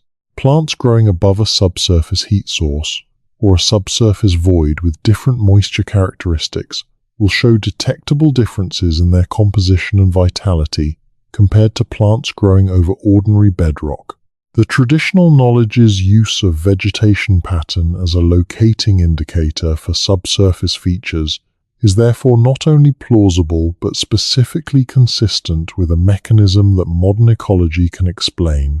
This is another case where the traditional knowledge, examined carefully, turns out not to be making arbitrary or mystical claims about the landscape, but making observational claims that reflect genuine attention to cause and effect relationships in the natural world. The plants that grow in certain locations grow differently there because of what is beneath them. The traditional knowledge holders noticed this, recorded it in their knowledge system as a locating indicator, and transmitted it because it was useful. The ecological explanation for why it works is a product of 20th century science. The observation itself is much older.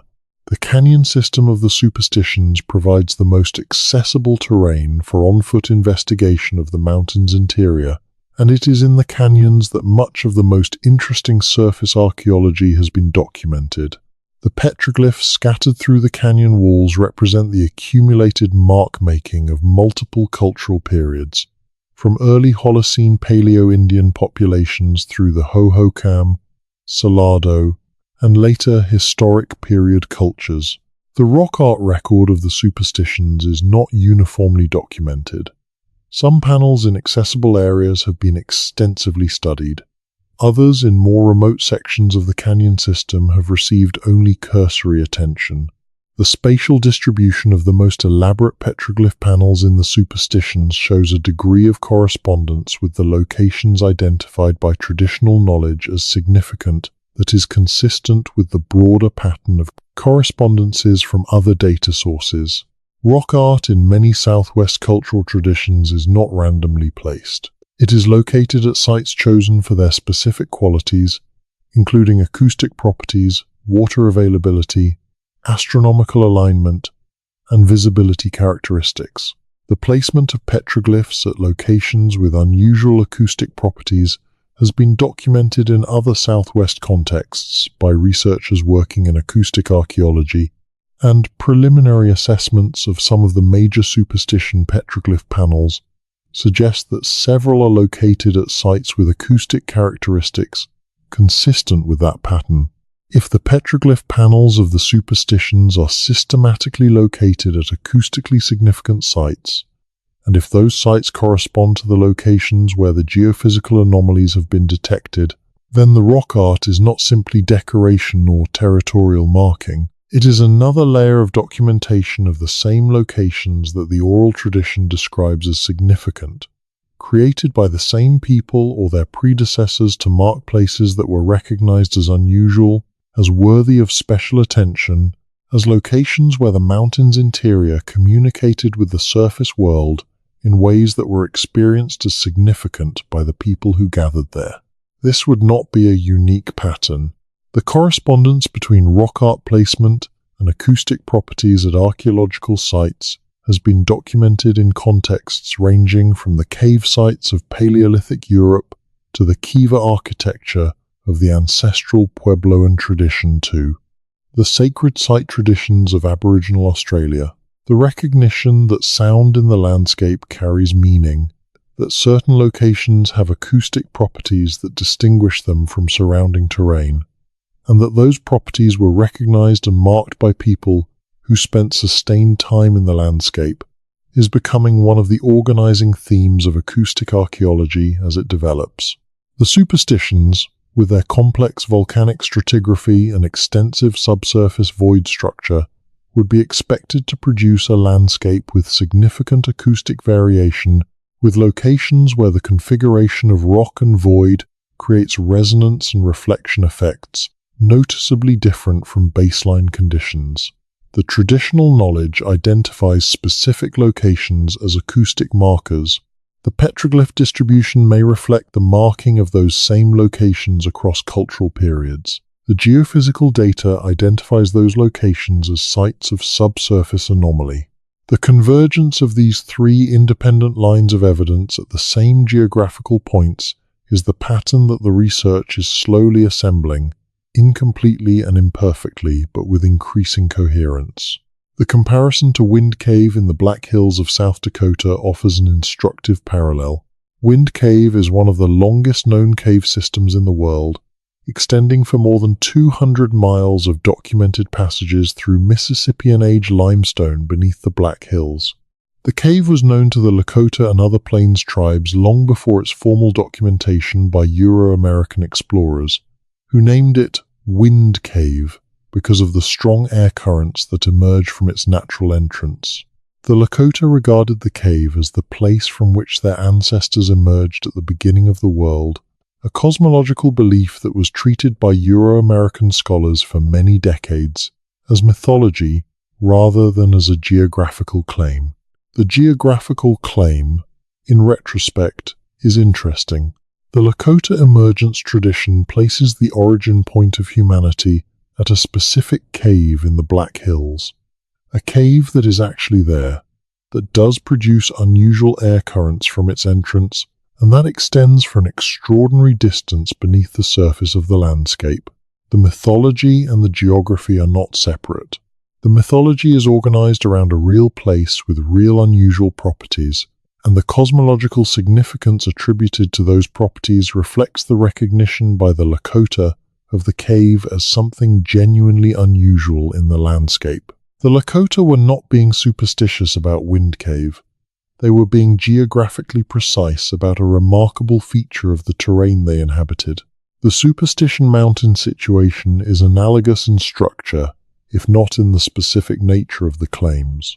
The Apache and Yavapai traditions describe the superstitions as a place where the interior of the earth is unusually accessible, where the barrier between the surface world and what lies beneath is thinner than in ordinary terrain, where specific entry points exist that connect the surface to something within the mountain that is significant and powerful, and not to be approached without proper understanding. This is not a description of a gold mine.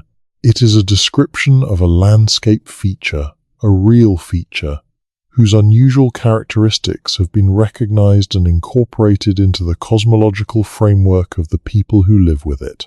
The geophysical anomalies being documented in the superstitions, the low-velocity zones and the acoustic anomalies and the thermal signatures are the instrumental documentation of features that the Apache and Yavapai traditions have been describing in cosmological terms for centuries.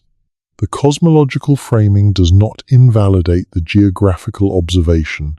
It is one cultural mode of encoding and transmitting empirical information about the landscape. The scientific framing does not invalidate the traditional knowledge. It is another mode of documenting the same features using different tools. The translation between those two modes of knowing is the core challenge of the research that is currently underway in the superstition wilderness. It is a translation problem that requires genuine engagement with both knowledge systems, not the reduction of one to the other, not the replacement of traditional knowledge with scientific explanation, but the careful work of understanding what each system knows and how the two systems' knowledge of the same place can be made mutually intelligible without losing the specificity of either. That translation work is slow. It requires the kind of trust and sustained engagement that cannot be rushed without being damaged. The researchers who are doing it well are doing it in a context that values the relationships they are building as much as the data those relationships provide access to, and that understands the relationship as part of the research, rather than as a means to an end external to it. The result is a picture of the Superstition Mountains that is more interesting and more complex than either the treasure hunting literature or the conventional geological survey has produced. It is a picture that treats indigenous traditional knowledge as the rich empirical resource it actually is, that treats the geophysical data as confirmation of what the knowledge already suggested, and that holds open the genuine scientific questions about the nature and origin of the subsurface features that both data sources are pointing toward. Those questions are worth holding open honestly, rather than collapsing prematurely into any particular answer. The scientific investigation of the superstitions has not yet produced findings sufficient to say definitively what lies beneath the surface of the mountains in the locations where the convergent evidence points. It has produced findings sufficient to say that something is there, that the something is unusual by geological standards, that the something was recognized and described by the people who have known these mountains longest, and that the investigation of what precisely that something is represents one of the more interesting open questions in the archaeology and geology of the American Southwest. The mountain will wait. The evidence will remain. The traditional knowledge, to the extent it is maintained and transmitted, will continue to point at the same locations it has always pointed at. The instruments will get better, and the frameworks for integrating different knowledge systems will get more sophisticated, and the collaborative relationships necessary for genuine investigation will deepen, and eventually, slowly, the picture that has been forming for decades through the convergence of ethnographic documentation and geophysical data will become clear enough to describe with the precision that the question deserves. Until then, The Superstition Mountains stand as they have always stood, massive and volcanic and complex, containing within their welded tuff and their fault systems and their hydrothermal voids whatever they have always contained, patient beyond any human scale of patience, waiting for the people with the instruments to catch up to what the people without instruments already knew. The water chemistry of the springs that emerge within and around the Superstition wilderness provides another line of evidence that the scientific record has not yet fully integrated with the traditional knowledge claims about the mountain's interior. Springs in volcanic terrain are not simple features. Their chemistry reflects the complex hydrogeological pathways through which the water has traveled on its way to the surface, the rock types it has contacted, the depths it has reached, and the temperatures it has experienced during its subsurface residence time. Analyzing the chemistry of spring water provides, in effect, a partial record of the subsurface pathway through which it has traveled, including information about what kinds of void spaces and rock-water contact zones exist along that pathway. The springs within the Superstition wilderness show a range of chemical signatures that hydrogeologists have attributed to residents in different parts of the volcanic sequence.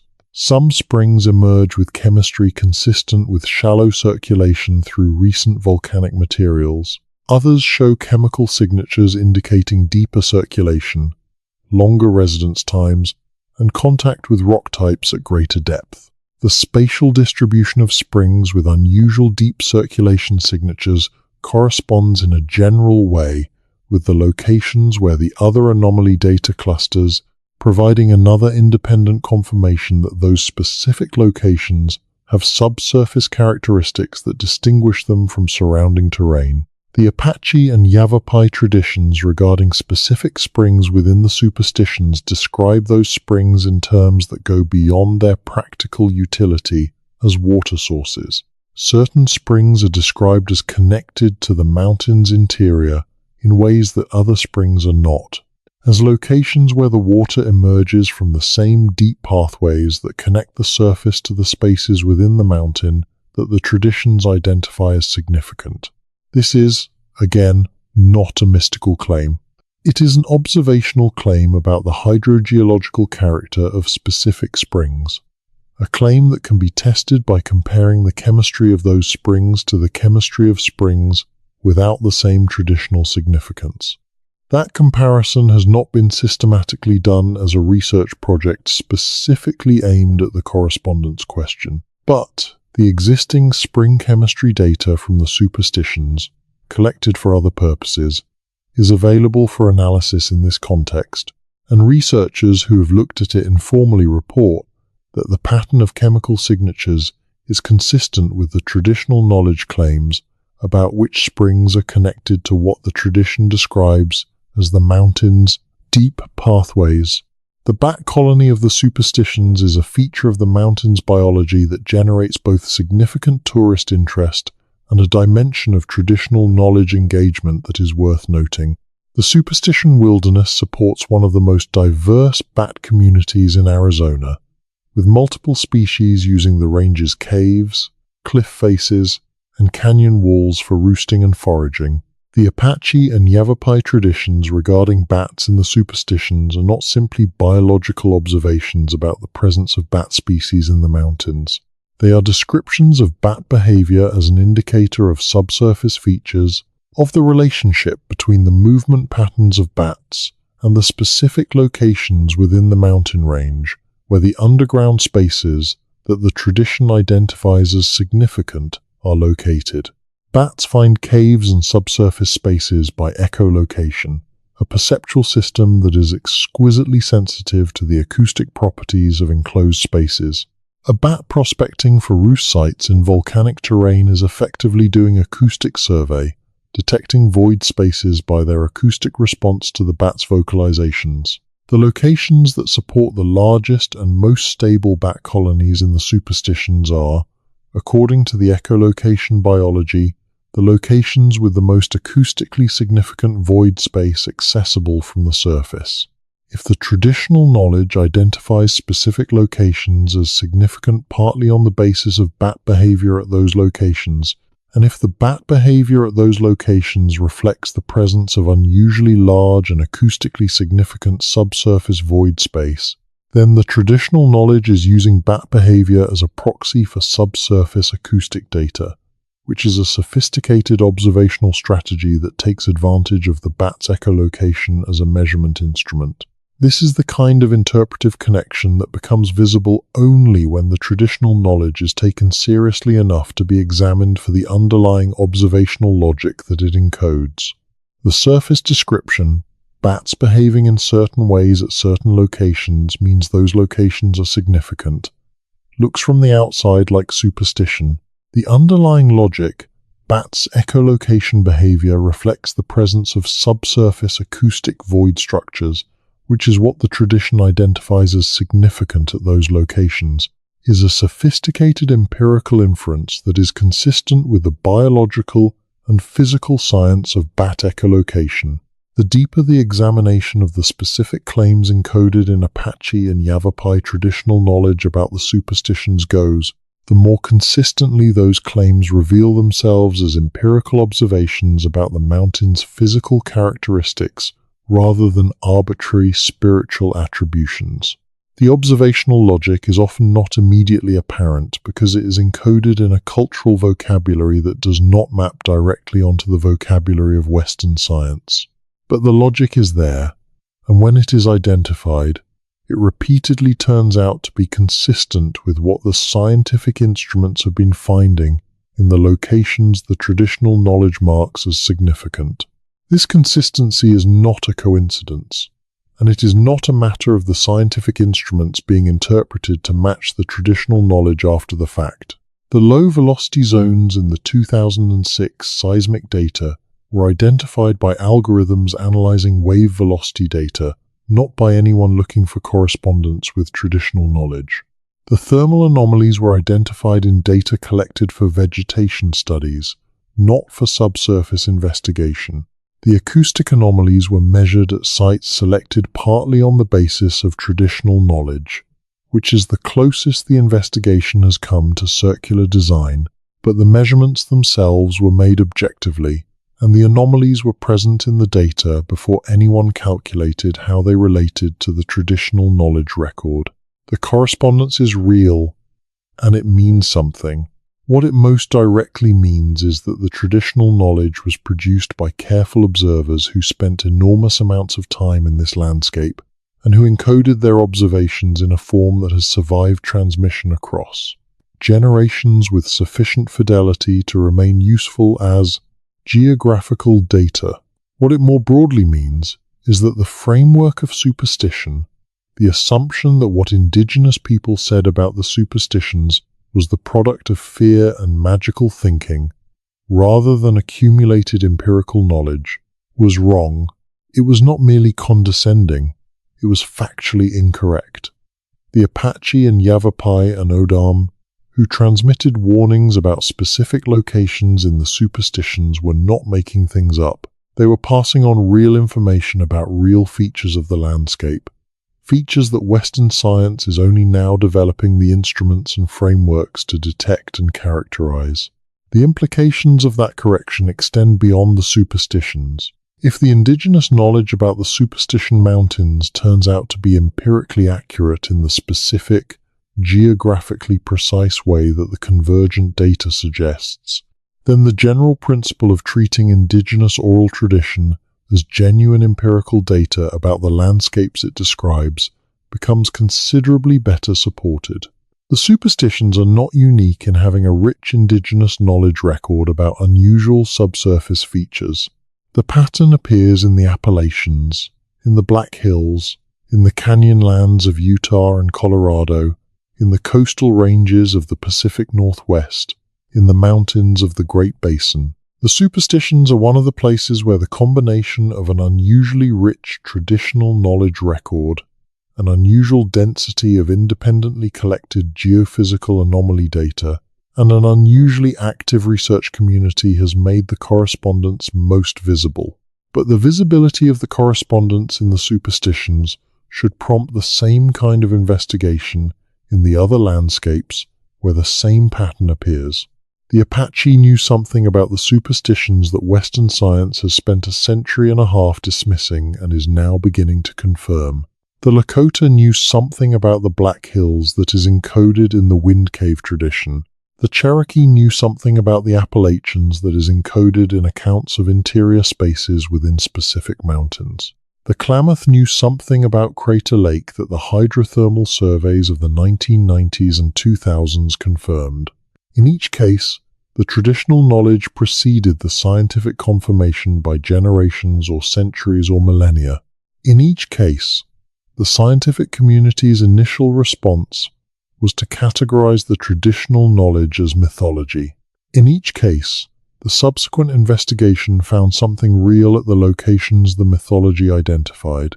The pattern is consistent enough that it should by now be generating a systematic research approach rather than a series of individually surprised confirmations. Instead of treating each case as a surprising exception, researchers could treat the traditional knowledge record as a research priority map, as a guide to where the most interesting and anomalous features of the landscape are located, features that the long-term, careful observers of the land have already identified, and that instruments can now begin to characterize. That would be a more efficient approach to the scientific investigation of unusual landscape features than the alternative of either ignoring the traditional knowledge or treating each confirmation as unexpected. The resistance to adopting that systematic approach has multiple sources. The disciplinary organization of academic research tends to separate the people who study traditional knowledge from the people who conduct geophysical surveys, and the institutional incentives do not strongly reward the interdisciplinary work that would bring them together. The political sensitivity of research in areas of indigenous cultural significance creates additional barriers that researchers must navigate carefully. The commercial dimension, the treasure hunting industry that has been built around the superstitions and that depends on maintaining the mystery rather than resolving it, actively resists any framing of the mountain that would shift attention from gold to geology and knowledge. None of those barriers is insurmountable. Each has been partially overcome in specific research contexts, where the right combination of institutional support, individual dedication, and collaborative relationship building has been assembled. The task of the next phase of superstition research is to assemble those elements in a more systematic and sustained way to build the kind of long-term collaborative investigation that the richness of the evidence base in the superstitions warrants. The Superstition Mountains rise from the Sonoran Desert floor with an abruptness that is characteristic of basin and range geology, where mountains emerge from flat valleys along fault escarpments rather than building gradually from foothills. The visual impact of the range from the Phoenix metropolitan area, which has grown to the edge of the wilderness boundary over the past half-century, is one of the most striking landscape features in the American Southwest. The mountains are unmistakably themselves, recognizable from distances of 50 miles or more, their volcanic silhouette distinctive against the sky. From inside the wilderness, the scale of the range becomes apparent in a different way. The canyon systems that dissect the mountains create a landscape of intimate vertical drama, with walls rising hundreds of feet above canyon floors that receive direct sunlight for only part of the day. The acoustics of those canyon systems are themselves unusual, with the volcanic rock creating reflection and resonance effects that amplify sound in unexpected ways. A voice or a footstep in the right section of the right canyon carries distances that seem impossible given the ambient noise level. The experience of acoustic enhancement in the canyon system is accessible to any attentive visitor to the mountains, and it is an experience that immediately makes comprehensible the traditional knowledge tradition of describing specific locations as places where the mountain speaks, where sound behaves in ways that suggest something unusual about the space it is moving through. The lived experience of the superstitions, the phenomenological reality of being in the mountains rather than observing them from outside, is part of what the scientific data and the traditional knowledge record are both, in their different ways. Documenting. The mountains have properties that are experienced, that create sensory impressions in people who spend time within them. And those impressions are not random. They are generated by specific physical characteristics of the terrain, characteristics that the geophysical instruments measure in their way and that human observers experience in theirs. The traditional knowledge record is, among other things, a record of those experiences accumulated across thousands of years and organized into a transmissible form that preserves both the observational content and the interpretive framework developed to make sense of it.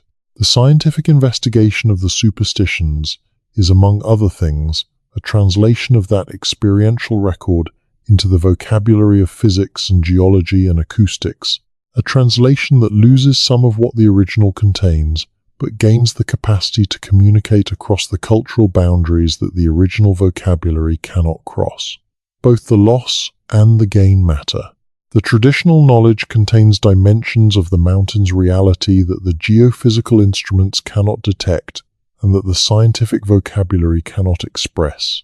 The geophysical data contains precision and communicability that the oral tradition, however accurate, cannot provide in isolation. The most complete picture of the Superstition Mountains available to anyone at any given moment requires both, translated into each other with as much fidelity as the translation can achieve. That translation is the work of the research that is currently proceeding in the superstition wilderness, slowly and imperfectly, and with the constraints of funding and logistics and political complexity that all research in difficult terrain and politically sensitive contexts must navigate. It is work that matters, not because it will resolve the lost Dutchman legend or produce a map to buried treasure, but because it is working toward an honest account of what this mountain is and has always been, what it contains and what people have known about it, and why the dismissal of that knowledge as superstition was one of the more consequential mischaracterizations in the intellectual history of the American Southwest. The mountains are still there. The research is still proceeding. The knowledge is still being transmitted, imperfectly but substantially, by the communities that have carried it across the centuries, during which Western science was busy dismissing it. The instruments are better than they have ever been. The frameworks are more adequate than they have ever been. The collaborative relationships, where they exist, are more genuine than they have ever been. What lies inside the Superstition Mountains is not yet fully known, but the direction the evidence points is clear.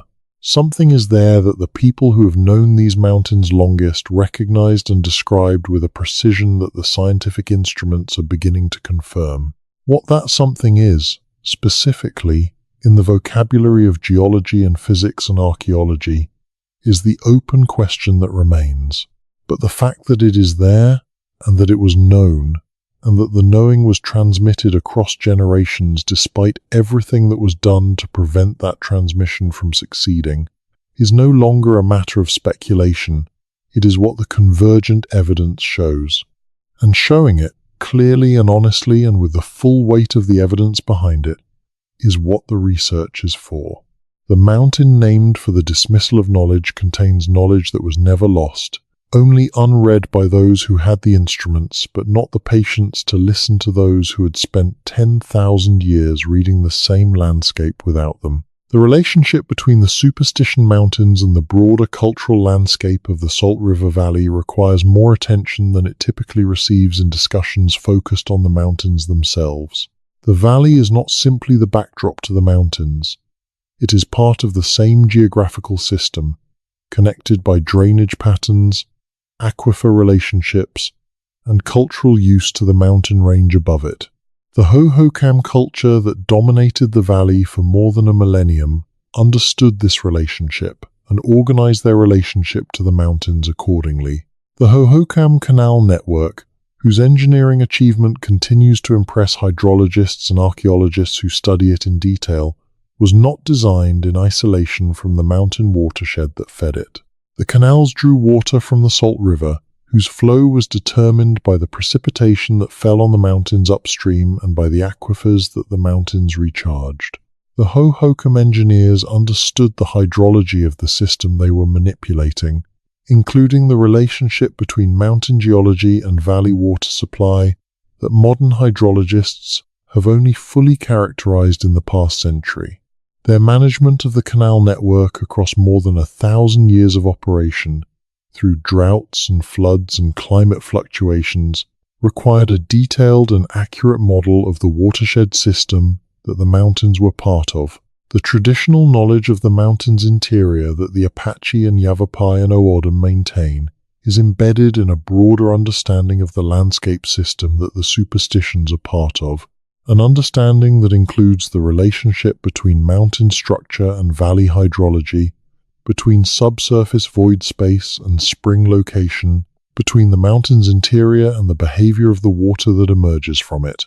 This broader systems understanding is part of what makes the traditional knowledge about specific locations within the mountains credible as empirical data. It is not isolated factual claims about individual features.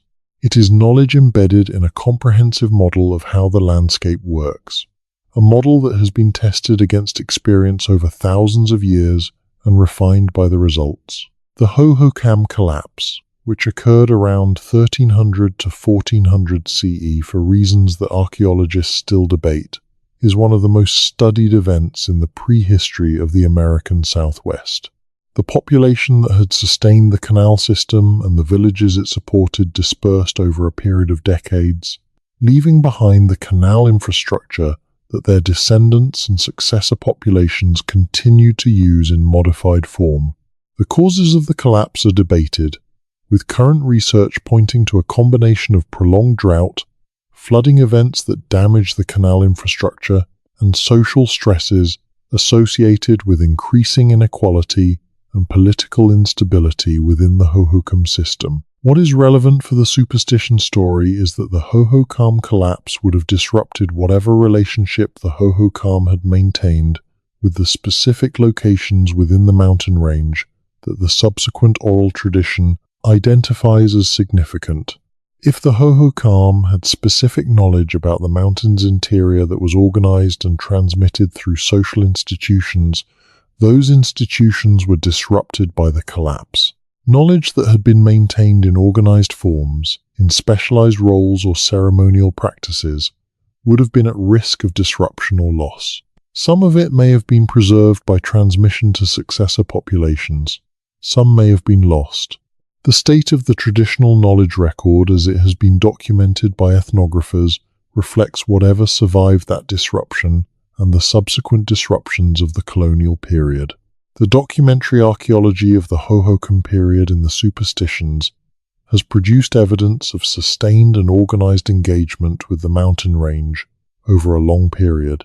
The rock art panels, the ceramic scatters, the agricultural terrace systems in certain canyon locations all document a relationship with the mountains that was not casual or intermittent, but sustained and structured. Whether that sustained relationship included specific knowledge of the subsurface features that the oral tradition identifies as significant is not directly documented in the archaeological record, but is a question that the patterns of site location and rock art content suggest is worth asking. The specific locations of Hohokam rock art panels within the superstitions, when mapped against the locations identified by the traditional knowledge record as significant and against the locations where the geophysical anomalies cluster, show a pattern that is consistent with the correspondence pattern from other data sources. Not every significant rock art panel corresponds to an anomaly location. Not every anomaly location has Hohokam rock art, but the overlap is substantial enough to suggest that whatever drew the Hohokam to mark specific locations in the mountain canyon system was related to the same features of those locations that the traditional knowledge identifies as significant, and that the geophysical instruments have found to be anomalous. This consistency across three cultural periods, the Hohokam period documented archaeologically, the Apache and Yavapai and O'odham periods documented ethnographically, and the current period documented instrumentally, suggests that the features being recognized and marked are not culturally constructed. They are real properties of specific locations in the Superstition Mountains that have been recognizable to attentive observers throughout the period of human engagement with the mountains. Different cultures have interpreted those properties differently, framed them in different cosmological vocabularies, marked them with different cultural expressions, but they have consistently recognized the same places as distinctive, because those places are actually distinctive in ways that careful observation reveals and that geophysical instruments are now beginning to characterize. The archaeological site of Tonto National Monument, at the northern edge of the Superstition Wilderness, preserves cliff dwellings built by the Salado culture in the 14th century CE near the period of the Hohokam collapse. The Salado are a culture whose identity and relationship to the Hohokam and to other southwest cultures remains debated by archaeologists, but whose material culture shows connections to multiple cultural traditions of the period. The cliff dwellings at Tonto National Monument are positioned in the cliff face in a way that takes advantage of the natural cave shelters formed by the dissolution of softer rock layers within the Tonto Natural Bridge Formation area. The positioning of the Salado dwellings within natural cave structures is not unique in the archaeological record of the Southwest. The use of natural cave and overhang features as locations for human habitation and for cultural activities is documented across thousands of years in the region. What is interesting about the Tonto National Monument context is that the specific cave structures used by the Salado are located within the geological formation of the northern superstitions, in a context where the relationship between natural cave features and cultural use is directly visible in the archaeological record. The evidence that earlier cultural periods recognized specific geological features of the mountain range as locations for cultural activity and built their most permanent structures in association with those features is preserved at Tonto National Monument in a form that is accessible to any visitor to the site. The broader pattern of which Tonto National Monument is one well-documented example, the consistent selection of specific geological features within the Superstition Range as locations for cultural activity across multiple cultural periods, is the pattern that the convergent research is documenting across the mountain range as a whole. Specific locations that have unusual geological characteristics, locations where the subsurface configuration of the volcanic terrain creates properties detectably different from surrounding rock, have been consistently recognized and marked and used by the people who have known the mountains across the full period of human engagement with them. The geological properties that create those distinctive locations are not random and not mysterious.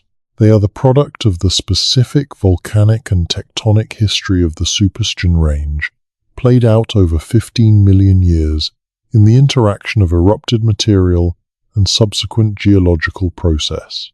The properties that result, the acoustic signatures and thermal behaviors and hydrogeological characteristics that distinguish specific locations from surrounding terrain, are real properties of real places that real instruments can detect and characterize. The traditional knowledge that identified those places as significant before any instrument existed to characterize their distinctive properties was produced by the same process that produces all good science. Sustained, careful observation of the natural world, attention to patterns and anomalies in that world, development of models that explain what is observed, and transmission of those models across time in forms that preserve their empirical content. The cultural vocabulary in which that knowledge is expressed is different from the vocabulary of geophysics, or archaeology, or acoustic science. The knowledge itself is not different in kind. It is observational, empirical, and testable, and when it has been tested, it has repeatedly held up. The desert that surrounds the Superstition Mountains is itself a landscape of considerable complexity and beauty, and the relationship between the mountains and the desert ecosystem around them is part of what makes the Superstition Wilderness one of the most ecologically significant protected areas in the American Southwest. The Sonoran Desert, which the superstitions rise from, is the most biologically diverse desert in North America, supporting an extraordinary range of plant and animal species adapted to the combination of heat, aridity, and seasonal precipitation that characterizes the region. The ecological knowledge embedded in Apache and Yavapai and O'odham traditional practice regarding this desert landscape is another dimension of the same broader empirical knowledge system that includes the specific claims about the mountain's interior. The traditional ecological knowledge of the desert peoples of the Sonoran region is one of the most extensively documented bodies of indigenous knowledge in North America, in part because the botanical and ecological richness of the desert provided an enormous range of specific plant and animal relationships to observe and encode, and in part because the harsh environment of the desert made survival-relevant knowledge especially important to transmit with precision. Ethnobotanical research with Apache and O'odham communities has documented detailed knowledge of hundreds of plant species, including their seasonal behavior, their distribution in relation to specific soil and water conditions, their medicinal and nutritional properties, and their ecological relationships with other species. That ecological knowledge is relevant to the superstition investigation not because plant knowledge and geological knowledge are the same thing, but because they are products of the same observational tradition, maintained by the same communities through the same mechanisms of careful attention and careful transmission. The accuracy of the ecological knowledge in domains where it can be independently verified provides a basis for taking seriously the accuracy of the geological knowledge in domains where independent verification is more difficult to achieve. The verification challenge in the superstition case is not that the claims are inherently unverifiable.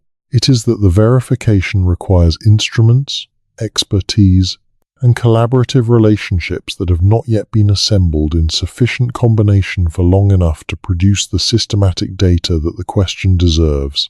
The specific nature of what the traditional knowledge claims about the mountain's interior, the existence of organized void space at specific locations, the presence of air circulation connecting those void spaces to the surface, the acoustic properties of the spaces that have been recognized across cultural periods, these are all claims that can, in principle, be addressed with existing geophysical and archaeological tools. The question is whether those tools will be deployed in the right places by the right people, with the right collaborative relationships to produce answers that are reliable and publishable, and that do justice to the complexity of what the evidence shows. The geologic time perspective provides a useful corrective to the urgency that the question sometimes generates. The features within the Superstition Mountains that the research is trying to characterize are not going anywhere. Whatever void structures exist beneath the surface have been there for thousands or tens of thousands or hundreds of thousands of years, and they will be there for as long or longer regardless of whether the current generation of researchers manages to document them systematically. The urgency that is real is not geological but human. The traditional knowledge that provides the most specific guidance about where to look and what to look for is carried by communities whose circumstances do not guarantee its indefinite persistence, and the researchers who have built the relationships necessary to access that knowledge are not guaranteed to remain in their institutional positions indefinitely. The human dimension of the research timeline is the most pressing concern, and it is a concern that the researchers involved are aware of and working to address. The documentation of traditional knowledge that can be shared with the research community informs that the knowledge-holding communities are comfortable sharing is proceeding through the cultural programs of the relevant tribal nations. The training of researchers from within those communities who can work at the intersection of traditional knowledge and modern geophysical science is proceeding through tribal college programs and through graduate programs at universities, with active engagement with the tribal nations of the Superstition region.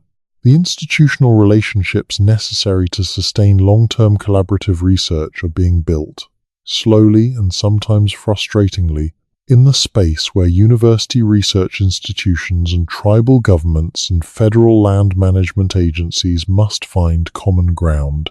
This is patient work, in a context that rewards patience and punishes haste.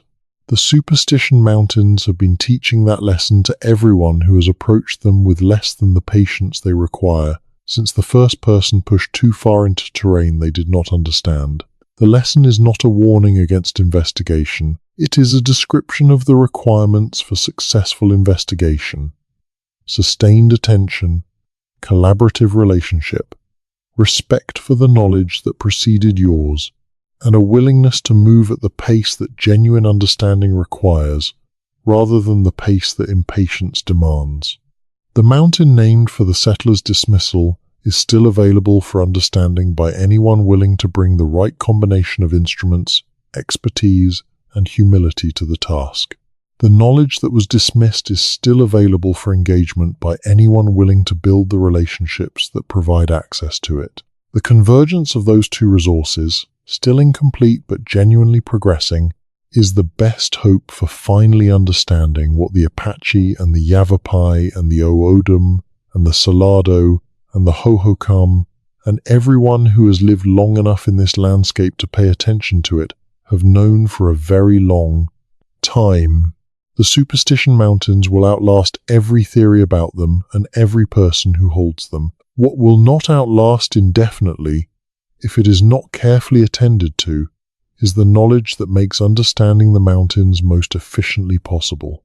The scientific investigation of the superstitions is, in its most important dimension, a race not against the mountain, but against the processes that threaten the human knowledge systems that make the investigation most productive.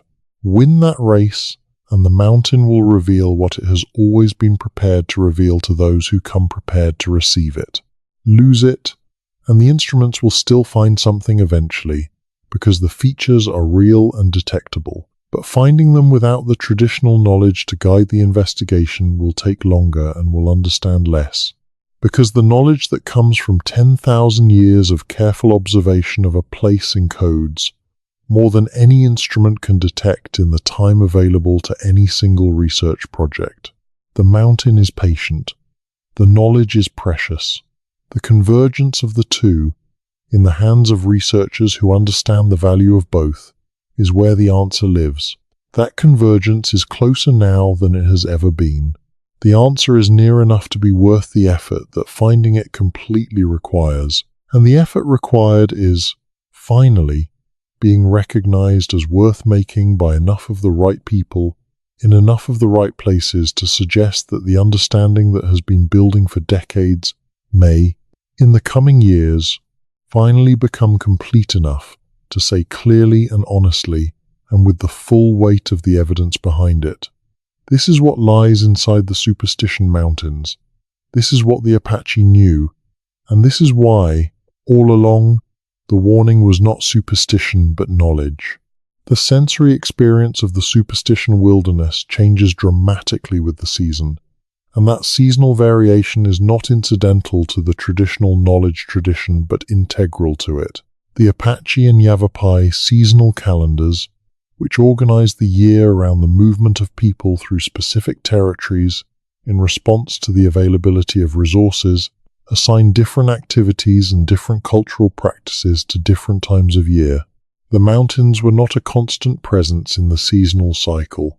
They were more intensively used in some seasons than others, and the specific locations within the mountains that the traditional knowledge identifies as significant were associated with specific seasonal behaviors of those locations, with changes in the air movement, the acoustic properties, and the thermal characteristics that varied in predictable ways through the annual cycle. This seasonal dimension of the traditional knowledge is significant for the scientific investigation because it implies that the anomalous properties of the locations in question are not constant but variable, changing in character and intensity through the year in ways that reflect the interaction of the subsurface features with seasonal surface conditions.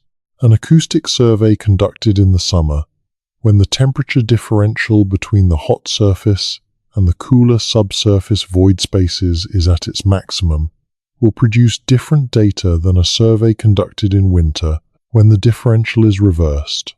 A passive seismic survey conducted during the dry season, when surface noise from water flow is minimal, will produce cleaner data than one conducted during the monsoon season. A thermal survey timed to the appropriate phase of the seasonal cycle will be more likely to detect the signatures of interest than one conducted at random with respect to season. The traditional knowledge encodes information about the seasonal timing of the anomalous properties, about which times of year the specific features of the significant locations are most pronounced and therefore most accessible to observation and experience. That seasonal knowledge is the kind of information that would not appear in any published paper on the superstitions because it has not been systematically documented in a form accessible to researchers.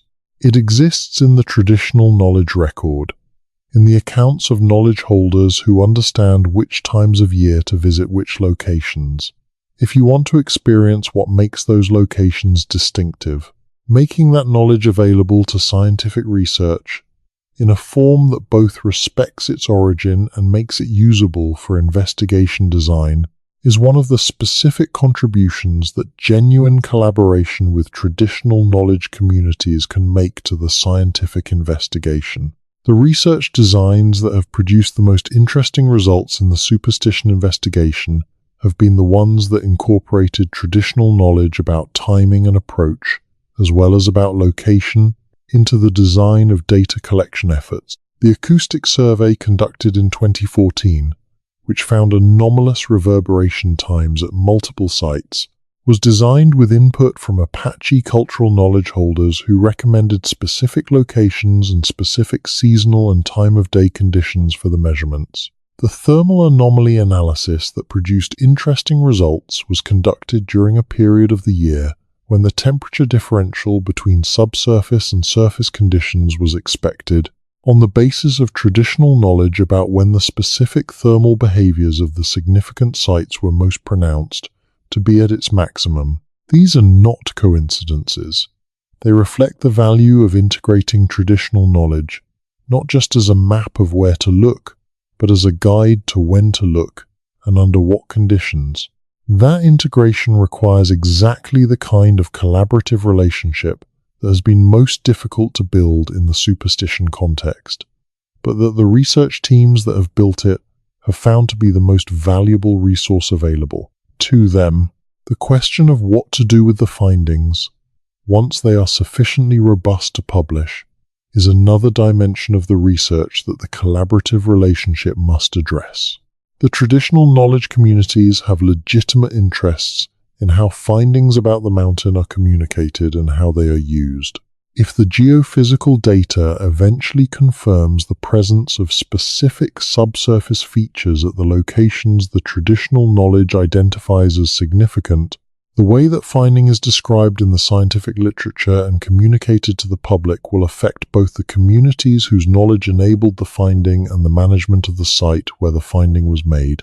The interests of the knowledge-holding communities in that communication process are not simply about credit and acknowledgement, though those are legitimate interests. They include interests in the protection of sacred site locations from the kind of attention that might follow a high-profile scientific publication, interests in ensuring that the knowledge is not used in ways that damage the living relationship between the communities and the mountain, and interests in maintaining some control over what is disclosed and what is held within the community. Navigating those interests while producing research that can contribute to the public record of understanding about the superstitions is one of the most delicate aspects of the collaborative work. The precedents set by other collaborative research projects in sensitive indigenous cultural sites across North America provide guidance, imperfect and contested as that guidance sometimes is. The archaeology at Cahokia has been conducted with increasingly careful attention to the interests of the descendant communities that claim connection to the site. The research at Crater Lake, which produced peer-reviewed publications confirming the accuracy of Klamath oral tradition about the hydrothermal system of the lake, was conducted in formal collaboration with the Klamath tribes and published in a form that the tribes reviewed and approved. The Maori Archaeologist Collaborative Research Model in New Zealand has demonstrated that research designs that fully integrate Indigenous knowledge and fully respect Indigenous interests can produce scientific findings of the highest quality while also serving the interests of the communities whose knowledge enables them. The superstition investigation has not yet reached the point where these precedents become directly applicable in a formal way. The research is still at the stage of building relationships and gathering preliminary data, but the direction the research is moving and the model it is trying to implement are consistent with the collaborative approaches that have proven most productive elsewhere. The goal is not to replicate the extractive research model of the past, in which Indigenous knowledge was taken out of its context and used by researchers who had no accountability to the knowledge-holding communities. The goal is a genuine partnership in which the research serves the interests of all parties, in which the knowledge-holding communities have meaningful control over what is studied and how the findings are used, and in which the scientific findings that emerge are as robust and complete as the combined resources of the partnership can make them. That goal is ambitious. It is not always achievable in the form it is desired, but it is the goal that the research teams working in the superstitions at the most productive level have committed to, and the progress toward it, slow as it sometimes seems, is real. The relationships are deepening, the protocols are being developed, the institutional frameworks for formal collaboration are being built. The mountain is patient. The research can afford to be patient as well, as long as it keeps moving.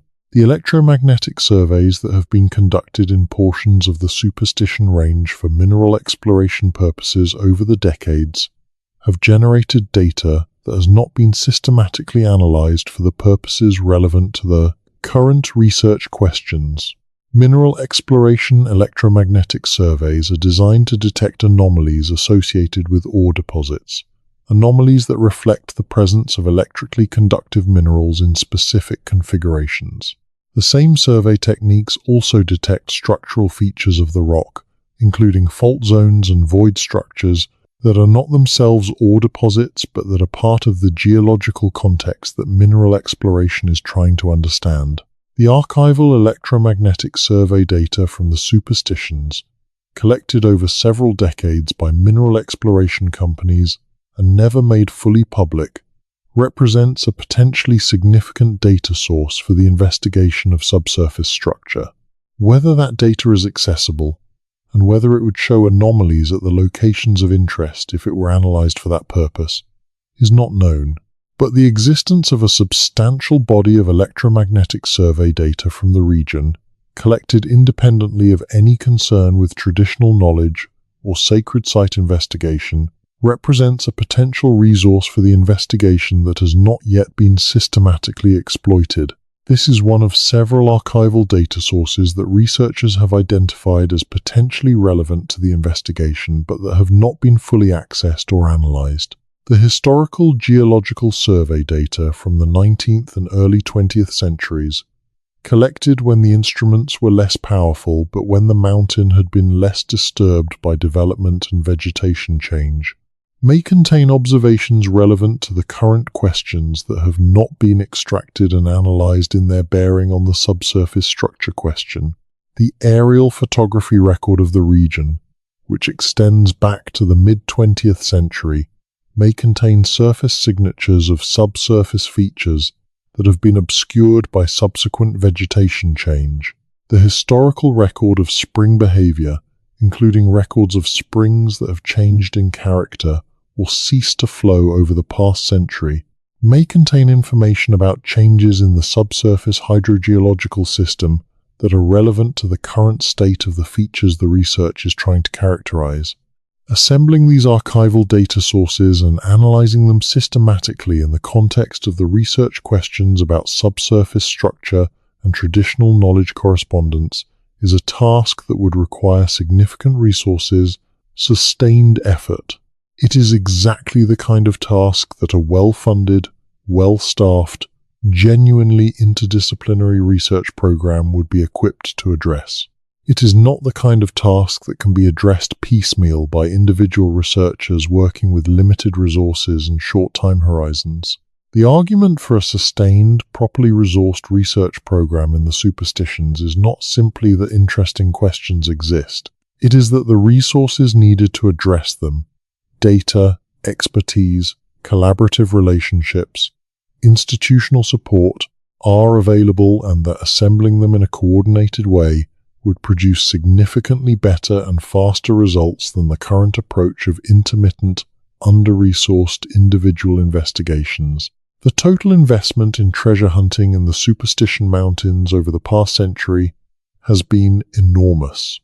In dollars, in person-hours, in the displacement of human attention from questions that might actually be answered to a question that is almost certainly unanswerable in the form the treasure hunting literature poses it. The investment in the scientific investigation of what the mountains actually contain, guided by the traditional knowledge of the people who have known them longest, has been a fraction of that. The disparity in investment between the romantic and unproductive and the rigorous and potentially very productive is one of the more striking ironies in the intellectual history of the American Southwest. Correcting that disparity does not require a massive institutional reorganization or a fundamental shift in how research is funded in the United States. It requires a relatively modest investment in a properly designed collaborative research program, an investment that would be repaid many times over in the knowledge it produced. Knowledge, not just about the superstitions, but about the broader questions of how traditional knowledge and scientific investigation can be made to work together productively in the investigation of landscape features that neither can fully characterize alone. The Superstition Mountains are ready to yield what they contain to researchers who approach them with the right combination of instruments and relationships and patience. The traditional knowledge is there. The geophysical data is there, in preliminary form, pointing at the right locations. The collaborative relationships, where they have been built, are productive. The institutional frameworks for formal collaboration are being developed. The research is moving forward. The mountain is waiting, as it always has, for the investigators who come prepared to understand what they are looking at. What they will find, when the investigation is complete enough to say, is not a gold mine. It is not the Lost Dutchman in any form that the treasure hunting literature would recognize.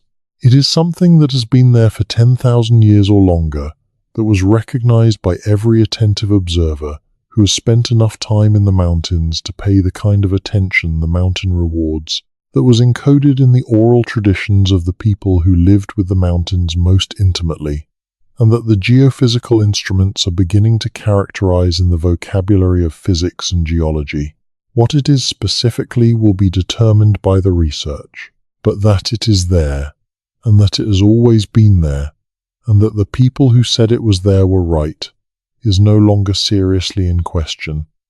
The mountain knew. The Apache knew.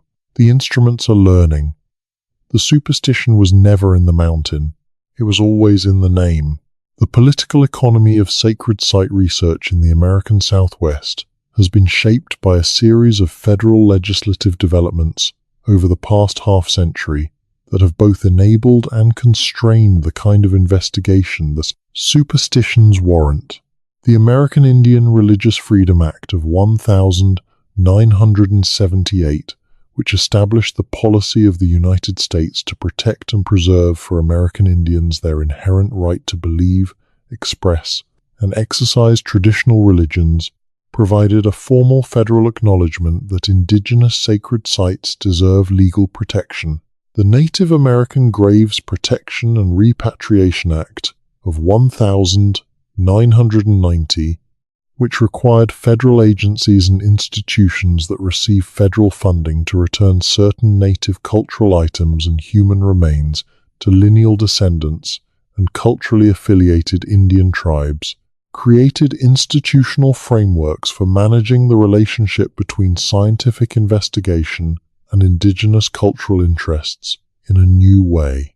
the National Historic Preservation Act, and specifically its Section 106 requirements for federal consultation with tribes regarding undertakings that might affect properties of religious and cultural significance, establish the consultation process that federal land managers and researchers must navigate in the superstition wilderness. These legislative frameworks were and are imperfect. The American Indian Religious Freedom Act was initially passed without enforcement mechanisms, a gap that was partially addressed by the Executive Order on Sacred Sites issued in 1996. The consultation requirements of Section 106 have been implemented unevenly, with the quality of the consultation varying enormously depending on the agency, the specific land manager, and the political context in which the consultation occurs. The NAGPRA process has been contentious in numerous cases and has not always produced outcomes that the relevant indigenous communities find satisfactory. But the existence of those frameworks matters. It means that the federal agencies with jurisdiction over the superstition wilderness are legally required to consult with the tribal nations that have cultural connections to the mountains before authorizing research activities that might affect resources of religious and cultural significance. It means that researchers seeking permits to conduct geophysical surveys or archaeological investigations in the wilderness must engage formally with the tribal cultural programs of the relevant nations. It means that the traditional knowledge holders are not simply sources of information to be accessed at the researcher's convenience, but legal stakeholders in the research process whose interests must be formally considered. This legal framework, however imperfectly it is implemented, creates the scaffolding within which genuine collaborative research can be built. The tribal cultural programs of the Western Apache, Yavapai Apache, and Odom nations that have connections to the superstitions have staff who work on a daily basis with the federal land management agencies and with researchers seeking to conduct work in the mountains. Those staff members have developed working relationships with the Tonto National Forest and with the various research groups that have sought access to the mountains over the years. They know which researchers have approached the collaboration with genuine respect and which have treated the consultation requirement as an obstacle to be minimized rather than an opportunity to be engaged. That institutional memory is another kind of knowledge that shapes the possibilities for research in the superstitions. The researchers who have been most productive in the superstition investigation are known to the tribal cultural program staff as people who have demonstrated, over time, a genuine commitment to the collaborative approach. That reputation is a resource, as real and as valuable as any instrument or data set, because it opens doors that would otherwise remain closed and sustains access to knowledge that would otherwise not be shared. Building that reputation takes years, cannot be shortcut, and can be damaged quickly by a single instance of extractive or disrespectful behavior. The researchers who have it protect it carefully, because they understand that it is the foundation of the most important resource their investigation has. The physical access challenges of the superstition wilderness add another dimension to the research logistics that shapes the pace of investigation. The wilderness is genuinely remote in significant portions of its extent. The terrain is rugged in ways that limit the movement of equipment and personnel. Water is scarce in most seasons and must be carried for any extended stay in the backcountry. The summer heat makes field work dangerous without appropriate preparation. The monsoon season, which delivers a significant portion of the annual precipitation in intense storms that can flash flood the canyon systems with almost no warning, creates conditions that can make backcountry work extremely hazardous. All of these physical realities mean that field work in the superstitions is more expensive, more time-consuming, and more logistically complex than field work in more accessible terrain.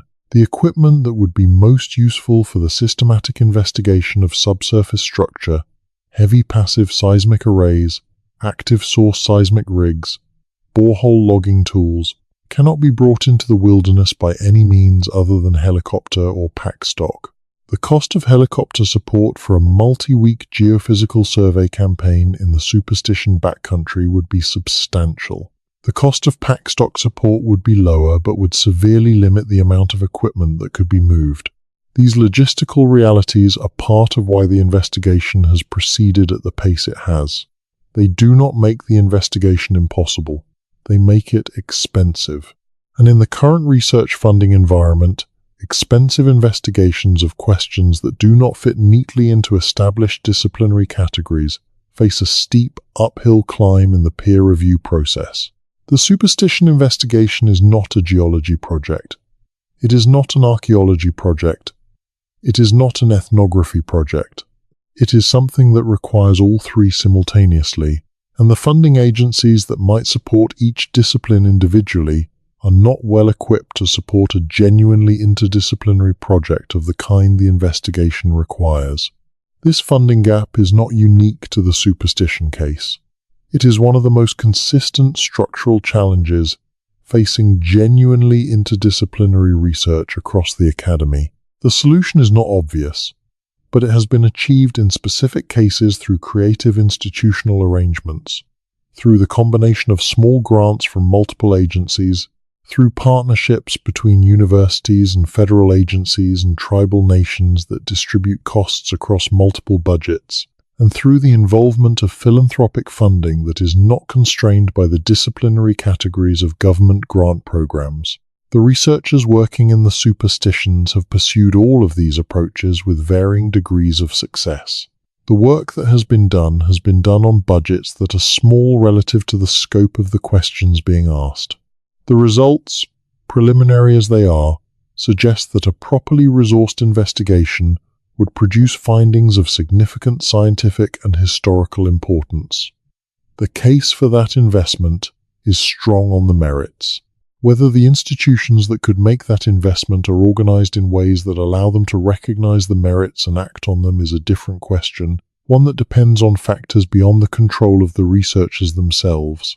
The international dimension of the research interest in the Superstitions is worth noting, because the pattern the Superstition investigation represents, the convergence of long-standing indigenous oral tradition and modern geophysical instrumentation at specific anomalous locations in a volcanic landscape, has parallels in other parts of the world that have attracted significant research attention. The investigation of sacred mountains in various cultural traditions has produced comparable patterns in Japan, where the volcanic mountains that figure in Shinto sacred geography have been found by geophysical surveys to have unusual subsurface characteristics at the specific locations identified as sacred sites. In New Zealand, the volcanic landscape of the North Island has been investigated in collaboration with Maori traditional knowledge holders, whose accounts of specific mountain features have been corroborated by geophysical data with results that have been published in international journals and that have influenced how New Zealand manages its volcanic heritage landscapes. The comparative context provided by these international cases is useful for framing the Superstition investigation in terms that connect it to a broader research program with an established track record. The questions being asked in the Superstitions are not unique to the Superstitions. They are being asked with the same convergence of traditional knowledge and geophysical data in volcanic landscapes around the world. The specific answers will be specific to the Superstitions, but the methodology for finding them and the framework for interpreting them are part of an emerging international research tradition that is producing genuine advances in understanding. That research tradition represents one of the more promising developments in the relationship between indigenous knowledge systems and Western science in the past generation. It has moved from a starting point of either mutual ignorance or active hostility to a place where genuine collaboration is producing results that neither tradition could produce alone. The Superstition investigation is part of that trajectory, behind the leading edge in some respects, and at it in others, working toward an outcome that the evidence suggests is achievable and that matters, both for what it will reveal about this specific mountain and for what it will demonstrate about the value of approaching the relationship between indigenous knowledge and scientific investigation with genuine respect and genuine collaboration. The mountain rises from the desert floor in the early morning light with a presence that anyone who has seen it understands without being told. It is not a gentle landscape. It does not invite casual engagement.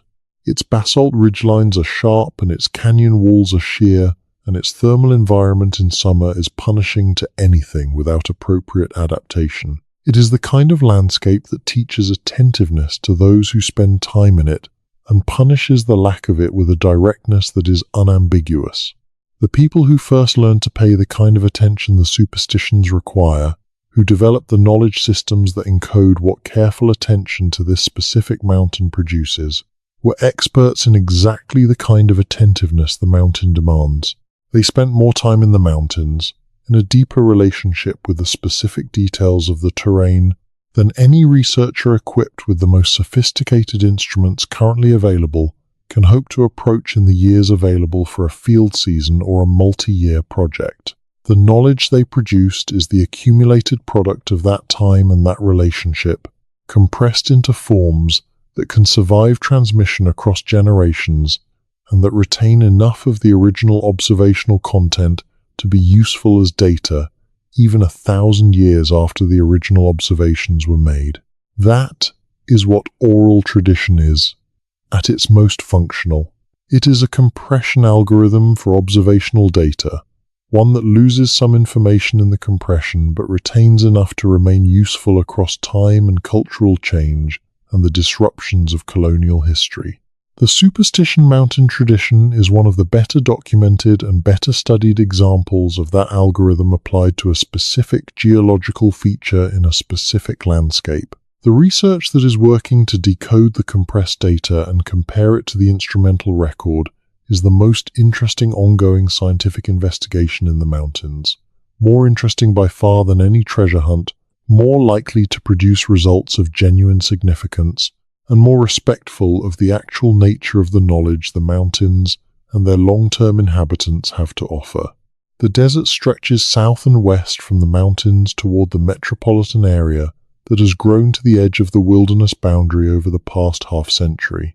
The growth of Phoenix and the surrounding communities has made the superstitions more accessible and simultaneously more challenged in their wilderness character than at any previous point in the historical period. The mountains are now a day hike destination for millions of people who live within an hour's drive, a wilderness area that receives extraordinary visitation pressure despite the genuine wildness of much of its interior.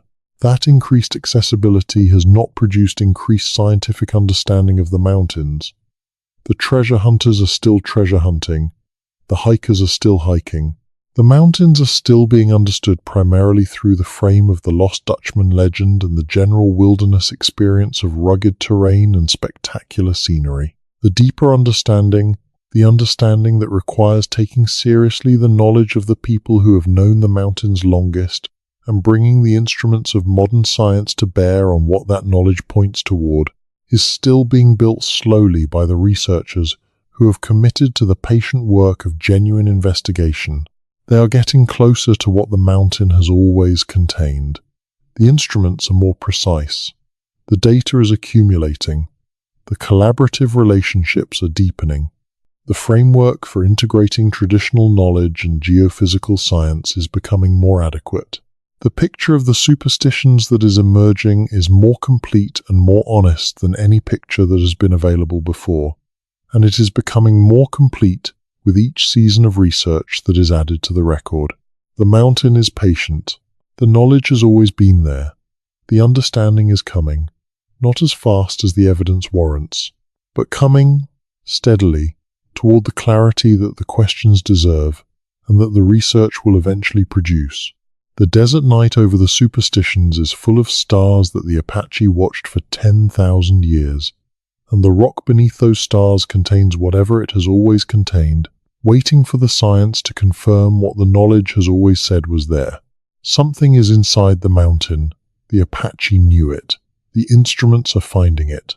The name the settlers gave the place could not have been more wrong about the knowledge. But the mountain itself, as always, is right there, patient and complex and waiting, with everything it holds, for the understanding that has always been possible and is finally, slowly, becoming real. The Superstition Mountains sit at the eastern edge of what was once the Hohokam world, a world organized around water in one of the most arid inhabited landscapes in North America.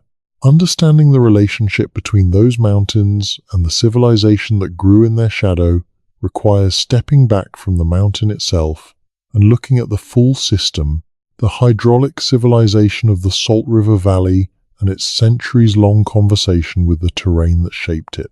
The Hohokam at their peak managed a water system of extraordinary complexity.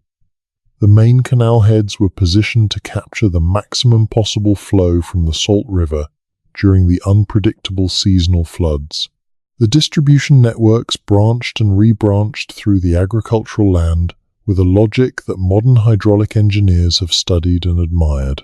The maintenance regime that kept the canals functional through droughts and floods, and the annual deposition of silt, required organized labor on a scale that implies sophisticated social coordination extending over very long periods.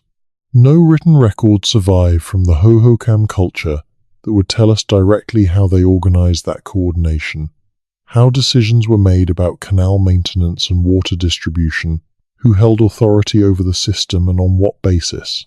What the archaeological record shows is the output of whatever organizational system the Hohokam developed, a canal network that functioned for more than 1,000 years in one of the most challenging hydrological environments in North America.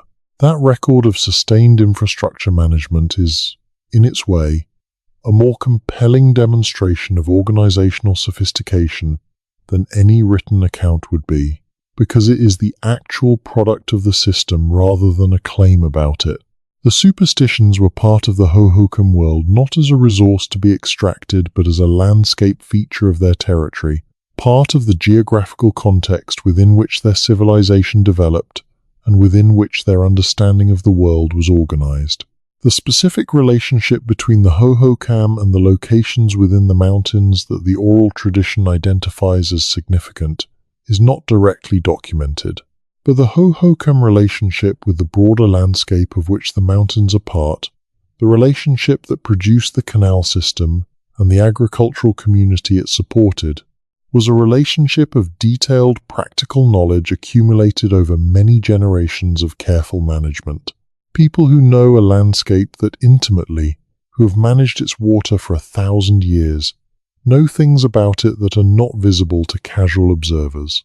The Hohokam knowledge of the hydrology of the Salt River Basin, the knowledge that made the canal network possible, included knowledge of the subsurface structure of the basin and the surrounding mountains that modern hydrologists are still in the process of fully characterizing. The springs within the superstitions, the ones whose chemistry reflects deep circulation and long subsurface residence time, were known to the Hohokam as features of the landscape that mattered. How they were incorporated into the Hohokam understanding of the mountain's interior is not directly recoverable from the archaeological record, but the correspondence between spring location and the other anomaly data suggests that the Hohokam would have recognized the locations of unusual spring behavior as significant features of the terrain they managed. The transformation of the Salt River Valley from the Hohokam agricultural system to the contemporary urban landscape of metropolitan Phoenix is one of the more dramatic examples of cultural and physical landscape transformation in North American history.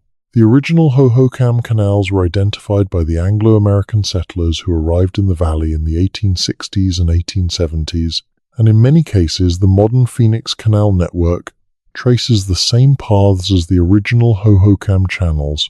Jack Swilling, whose Swilling Irrigating and Canal Company began digging canals in the Phoenix area in 1867, was working in landscape that had been shaped by the Hohokam canal system for more than a millennium. The archaeological visibility of the Hohokam canals was one of the factors that convinced early Anglo settlers that the Salt River Valley had been agriculturally productive before and could be again. The redevelopment of the Hohokam water system by Anglo settlers proceeded without any serious engagement with the surviving indigenous knowledge about the landscape, including the knowledge about the Superstition Mountains that the Apache and other groups maintained. The settlers' relationship with the mountains was from the beginning shaped by the treasure-hunting frame, by the legends of Spanish gold and hidden mines that preceded any systematic engagement with the landscape on its own terms. The knowledge systems that the indigenous peoples of the region had developed over thousands of years were not consulted as resources for understanding the landscape. They were categorized as obstacles or as irrelevancies, depending on the settlers' relationship to the people who carried them. The consequences of that non-engagement are still being worked through in the Superstition Wilderness and in the broader Salt River Valley landscape. The archaeological resources of the Hohokam Canal system in the Phoenix metropolitan area have been extensively damaged by urban development, despite the formal protections that federal and state law provide for archaeological sites. The sacred site resources of the Superstition Wilderness have been subjected to treasure hunting, overuse by recreational visitors, and insufficient scientific investigation, despite the legal frameworks that require federal agencies to consider and protect those resources. The trajectory, in both cases, has been slowly improving. The archaeological community's engagement with Hohokam descendant communities has become more collaborative and more respectful of indigenous interests over the past generation. The Tonto National Forest's engagement with the tribal nations that have cultural connections to the Superstition Wilderness has been moving, haltingly but genuinely, toward the kind of formal collaborative management that the legal frameworks envision. The research community's interest in the intersection of traditional knowledge and scientific investigation has grown substantially as the pattern of correspondence between the two has become more visible across multiple contexts. The superstitions are part of a broader story about the transformation of the American Southwest, a story in which the knowledge systems of the people who knew the landscape before Anglo-American colonization were systematically dismissed and marginalized, and in which the consequences of that dismissal are gradually becoming visible in ways that create pressure toward more genuine engagement. The mountain that was named for superstition is part of that story, one of the more concentrated examples of the pattern, and one of the places where the reversal of that pattern, the recognition that the dismissed knowledge was real knowledge, is most clearly documented in the convergence of ethnographic record and geophysical data. The larger story continues to be written in the decisions that federal land managers make about research permits, in the funding decisions that research agencies make about interdisciplinary proposals, in the relationships that individual researchers build with traditional knowledge communities, in the policies that tribal nations develop about engagement with outside researchers. Each of those decisions adds a line to the story of how the American Southwest treats the knowledge systems of the people who understood it first, and each affects the pace and quality of the understanding that research is building. The Superstition Mountains are a test case for that larger story. If the collaborative research that the convergent evidence warrants is conducted properly and produces findings that are published and communicated honestly and used in ways that respect the interests of all parties, the superstitions will become an example of what the relationship between indigenous knowledge and scientific investigation can look like at its best. If the pattern of incomplete investigation and insufficient engagement continues, the superstitions will remain what they have been for most of the historical period, a landscape whose most important dimensions remain undescribed, whose knowledge systems are inadequately engaged, and whose name reflects an obsolete and incorrect characterization of the knowledge that the people who knew it best developed about it. The choice between those two trajectories is not made in any single decision.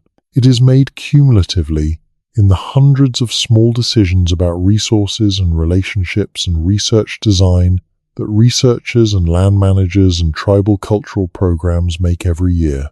The direction those cumulative decisions take in the coming years will determine whether the superstitions remain primarily known as the location of an unresolved treasure legend or become known, more accurately and more interestingly, as the location of one of the most compelling demonstrations in North America of the value of taking indigenous knowledge seriously as a guide to scientific investigation. The mountain will still be there either way. The low-velocity zones will still be there, the acoustic anomalies, the thermal signatures. The traditional knowledge will still exist in whatever form the communities carrying it are able to maintain across the next generation.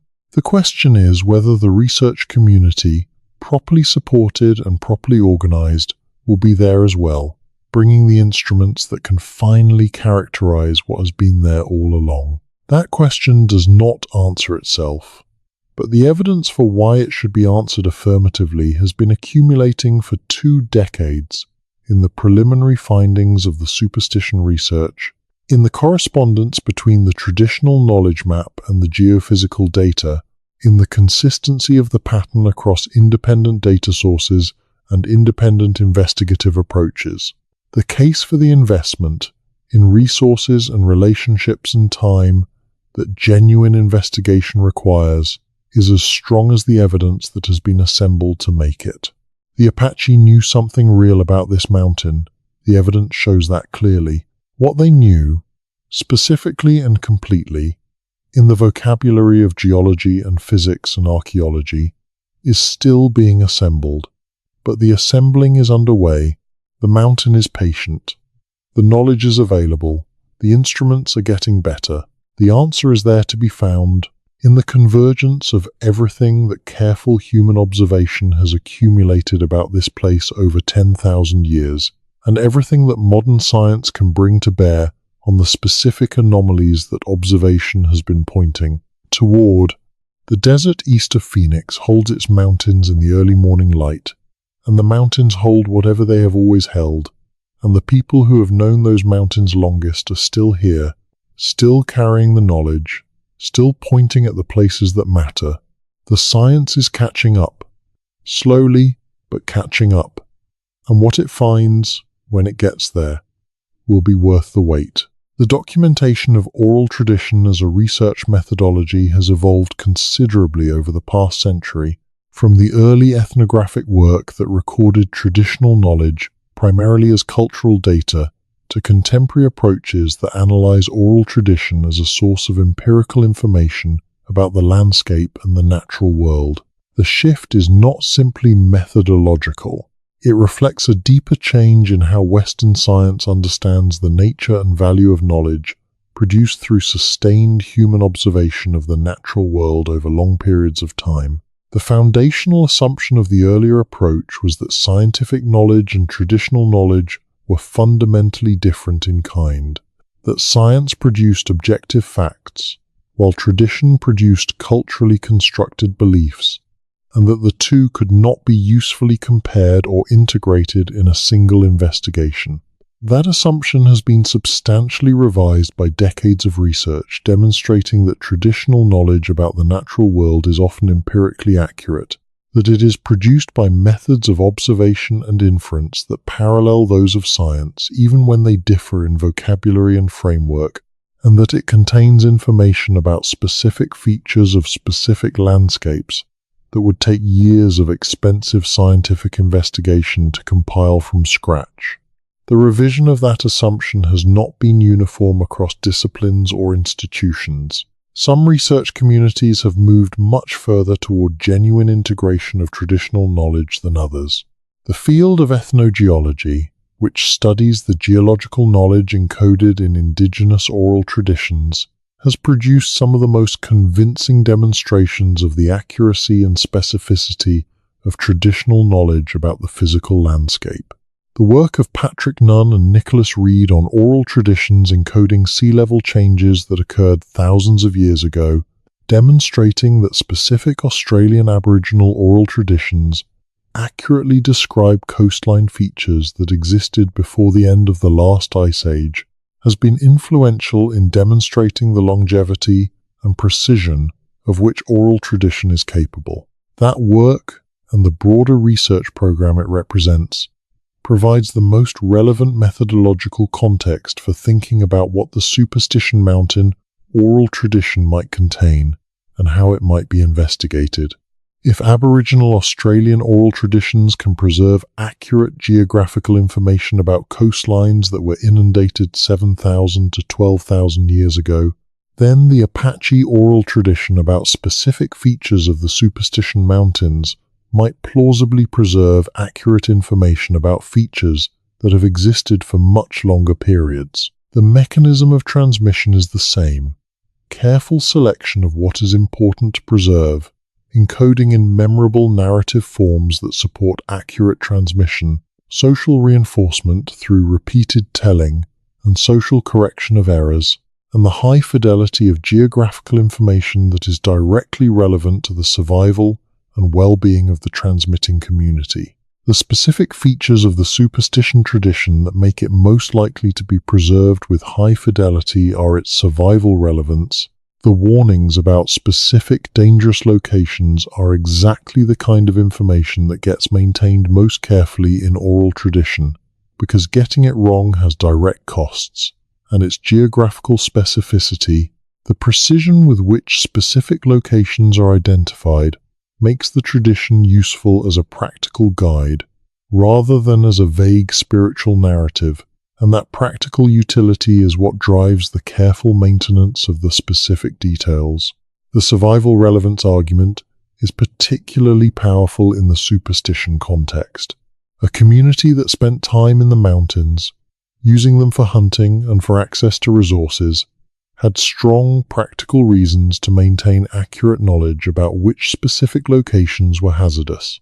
If those locations are hazardous because of physical properties of the terrain, infrasound effects, disorienting acoustic anomalies, unusual thermal conditions that can accelerate dehydration, or other physiological effects of proximity to unusual geological features, then accurate identification of those locations would be directly survival relevant in a way that would drive careful maintenance of the specific geographical information. This is a more parsimonious explanation of the traditional knowledge than either the supernatural explanation offered by the tradition itself or the dismissive explanation offered by the superstition framing. It does not require accepting any particular claim about the supernatural nature of the significant locations. It requires only accepting that those locations have physical properties that are unusual enough to have been recognized and marked by attentive observers, and that those properties have been accurately located and described in the oral tradition because accurate location and description was survival relevant. The physical properties that the geophysical data is beginning to characterize at the locations the tradition identifies as significant are consistent with the kinds of properties that would be survival relevant in the way the argument requires. Locations with significant subsurface void space can have unusual air quality characteristics, including elevated carbon dioxide or other gases associated with subsurface biological activity that can cause physiological effects in humans who spend extended time in them. Locations with infrasound sources can cause physiological effects including disorientation and anxiety that would be recognized by experienced outdoors people as signs that something unusual was happening at that location. Locations with unusual thermal characteristics can affect heat stress in ways that make them more hazardous in summer conditions than surrounding terrain. None of these mechanisms requires any supernatural explanation. All of them would be recognizable to experienced observers as distinctive characteristics of specific locations, characteristics that deserve to be identified, marked, and transmitted as practically important information about the terrain. The traditional knowledge that identifies those locations as significant and warns about them with specific content about their unusual properties is exactly what you would expect to find in a well-maintained oral tradition serving a community that uses the mountains as part of its territory. The acoustic archaeology dimension of the investigation is worth developing further because it connects the superstition research to a growing body of international literature on the relationship between acoustic properties of specific sites and the cultural attention those sites receive across time. The work of Stephen Waller, who has argued that rock art in North American sites is systematically placed at locations with unusual acoustic properties, particularly locations that produce echo or reverberation effects that might be interpreted as the voices of spirits by attentive listeners in a cultural context that expects to find spirit presence in the landscape, provides a model for thinking about the superstition petroglyph distribution. Waller's hypothesis is that the acoustic properties of specific locations, the echo effects produced by cliff faces and canyon walls and rock overhangs, were experienced by Native American artists as evidence of spirit presence at those locations, and that rock art was placed at those locations partly as a response to that perceived spirit presence. The hypothesis has been tested at multiple North American rock art sites, with results that are broadly consistent with it. Sites with the most elaborate and densely distributed rock art tend to be sites with the strongest acoustic effects, effects that would be most likely to be interpreted as spirit voices by a listener with the relevant cultural expectations. If this pattern holds in the superstitions, and the preliminary acoustic data from the 2014 survey suggests that several of the major petroglyph panels are located at acoustically unusual sites, then the cultural attention that specific locations within the mountains have received across multiple cultural periods may reflect the acoustic properties of those locations as much as any other single factor. The experience of unusual sound behavior at a specific location, sound that seems to come from inside the rock, or to carry impossible distances, or to produce resonances that have no obvious source, would be experienced as significant by anyone with a cultural framework that recognized acoustic phenomena as markers of unusual landscape features. The cultural frameworks of the Apache, Yavapai, Owodam, Hohokam, and Salado peoples of the Superstition region all include recognition of acoustic phenomena as markers of significant places. The vocabulary used to describe those phenomena differs across cultural traditions, as does the cosmological interpretation of what the acoustic properties of specific locations mean. But the recognition itself, the attentiveness to sound as a guide to landscape significance, is shared across the traditions in ways that suggest it reflects a genuine property of the experience of specific locations in the mountains, rather than a culturally imposed interpretation of ordinary acoustic conditions. Modern acoustic measurement of the kind conducted in 2014 can characterize the reverberation times and resonance frequencies of specific locations in objective physical terms that are independent of any cultural interpretation. When those measurements show anomalously high reverberation times at the same locations where the cultural traditions across multiple periods have consistently placed markers of significance, the convergence is evidence that the cultural attention was driven by real acoustic properties of those locations, properties that the traditions recognized, even if they describe them in vocabularies different from the vocabulary of physics. This is the pattern that the superstition research is documenting across multiple independent evidence types: the seismic data, the acoustic data, the thermal data, the vegetation pattern data, the spring chemistry data, the rock art distribution, and the traditional knowledge record all point, imperfectly but consistently, to the same set of locations within the mountain range as unusual in ways that distinguish them from surrounding terrain. The convergence of those independent lines of evidence at the same geographical points is not the product of any single researcher's interpretation. It is the product of multiple investigators using different instruments and different methodologies and working from different knowledge systems, finding the same places to be unusual for consistent reasons. That convergence is the most compelling finding of the research to date. Not any single anomaly or any single traditional knowledge account, but the consistent pattern of multiple independent lines of evidence pointing to the same locations. That pattern is what makes the investigation scientifically interesting rather than merely historically curious. And that pattern is what makes the case for systematic follow-up investigation compelling to anyone who looks at the evidence, without the frame of either treasure hunting or supernatural explanation coloring their reading of it. The mountains hold the convergence of many thousands of years of human attention and a few decades of instrumental science. The human attention came first and produced the map. The instrumental science is following the map and finding that it leads to real places with real unusual properties. The story of the Superstition Mountains is the story of that convergence.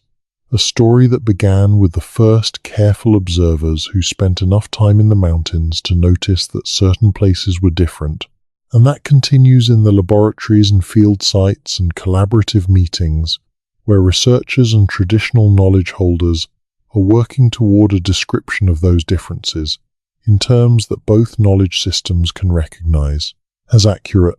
The desert dawn over the superstitions is not an ending, it is a continuation. The mountains that rise from the Sonoran desert floor in the growing light of morning are the same mountains that the Apache watched, the same mountains that the Hohokam built their canals in the shadow of, the same mountains that the instruments are beginning to map from inside as well as from without. Everything the mountains contain has always been there. The knowledge of what is there has always existed, in the minds and the transmitted memories of the people who paid the kind of attention the mountains reward. The science is learning to read what the knowledge has always said.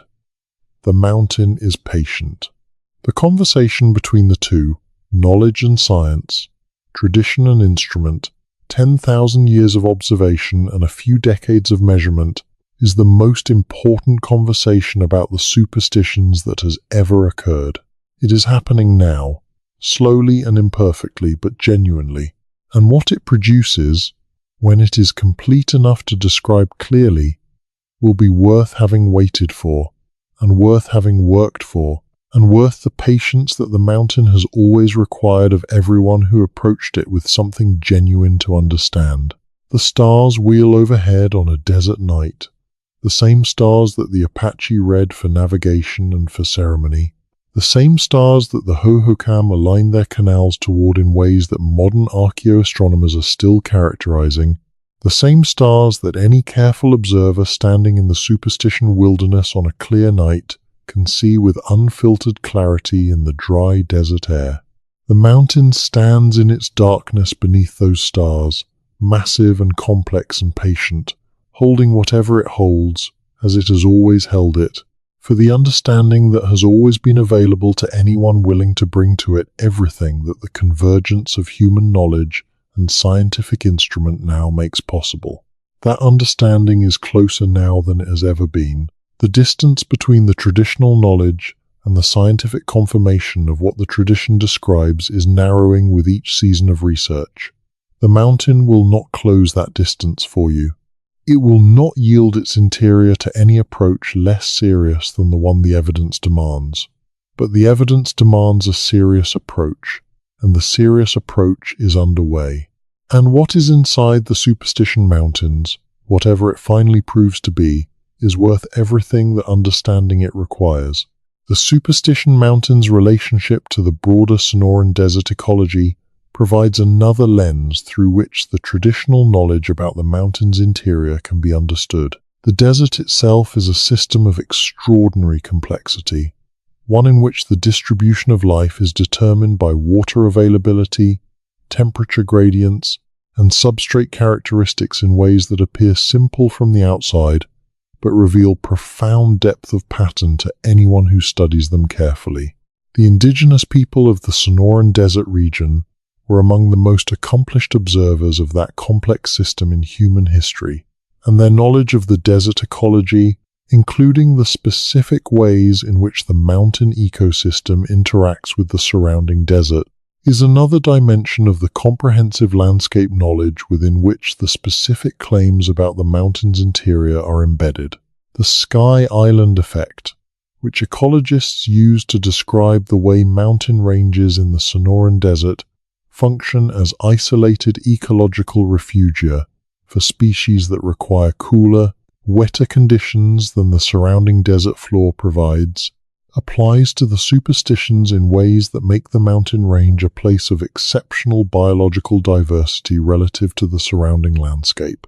The transition from the Sonoran desert floor at the base of the mountains to the mixed conifer forest at higher elevations represents one of the most compressed ecological gradients in North America, with multiple ecological zones compressed into a vertical distance of a few thousand feet. Species that are restricted to mountain habitats in the region depend on the Sky Island Mountains for their survival in the desert landscape, making the mountains critical refugia for a wide range of endemic and relict species.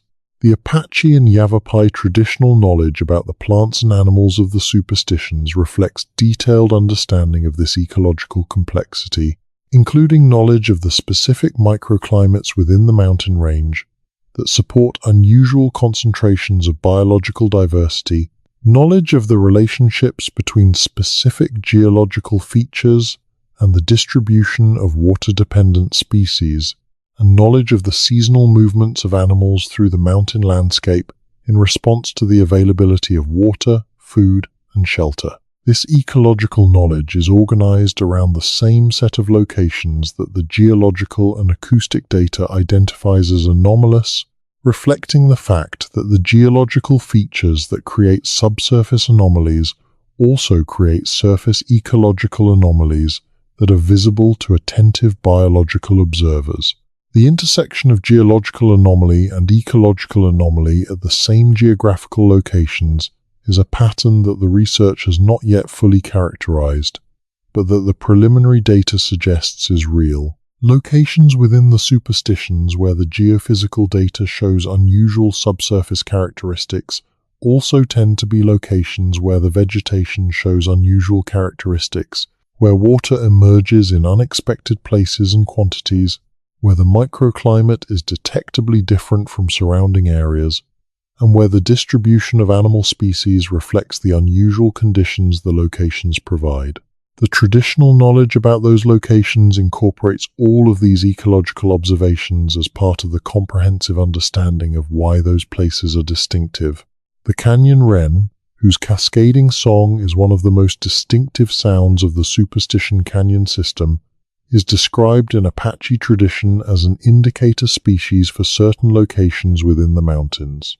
The specific association between the wren's singing behavior and the locations the tradition identifies as significant has not been systematically studied by ornithologists, but the behavioral ecology of the canyon wren, which is strongly associated with rocky canyon habitats, and which uses echolocation-like sound production to navigate in those habitats, makes it plausible that the wren's distribution and behavior within the superstitions would show associations with the specific acoustic and geological characteristics of the anomalous locations. This is the kind of detailed ecological observation that is embedded in traditional knowledge systems, but that has not yet been brought into productive dialogue with the scientific investigation of the anomalous locations. The potential for that dialogue, the possibility that the traditional knowledge about specific indicator species in specific locations might guide biological surveys that would provide additional independent evidence of the distinctive characteristics of those locations, is one of several research directions that the collaborative investigation has identified as promising, but has not yet been able to pursue for lack of resources. The resource limitation is a recurring theme in the history of the superstition research, and it is worth addressing directly. The investigation of the questions raised by the convergence of traditional knowledge and geophysical data in the superstitions would, if properly resourced, constitute one of the more interesting research programs in the archaeology and geology of the American Southwest. The questions are scientifically significant. The evidence base is rich enough to guide the investigation. The collaborative relationships necessary to conduct it responsibly are being built. What is missing is the sustained funding and institutional support that would allow the investigation to proceed at the pace the evidence warrants. The academic research enterprise is not well organized to support the kind of investigation the superstitions require. Funding cycles are short relative to the time that genuine progress in this kind of investigation requires. Disciplinary boundaries make interdisciplinary proposals harder to fund and harder to publish. The political sensitivity of research in areas of indigenous cultural significance adds time and complexity to every phase of the research process. The remote and logistically challenging nature of the terrain adds cost to every field season. All of these factors conspire to produce a research pace that is frustratingly slow relative to the interest of the questions and the strength of the preliminary evidence. The research community that is actively working on the superstition investigation is aware of all of this and has not been discouraged by it, because the evidence that the investigation is producing, slow as it comes, consistently rewards the investment. Each new dataset that is collected adds to the coherence of the picture. Each new collaborative relationship that is built provides access to knowledge that enriches the investigation in ways that the instrumental data alone could not produce. The trajectory of the research, viewed over the full period from the first ethnographic documentation of the Apache tradition in the 1930s to the preliminary geophysical surveys of the 2000s and 2010s, is one of gradual accumulation of evidence pointing consistently in the same direction. The pace of accumulation is slow, but the direction is clear. The convergence of independent evidence types at the same geographical locations is real and has been documented across multiple independent investigations using different methods and different data sources.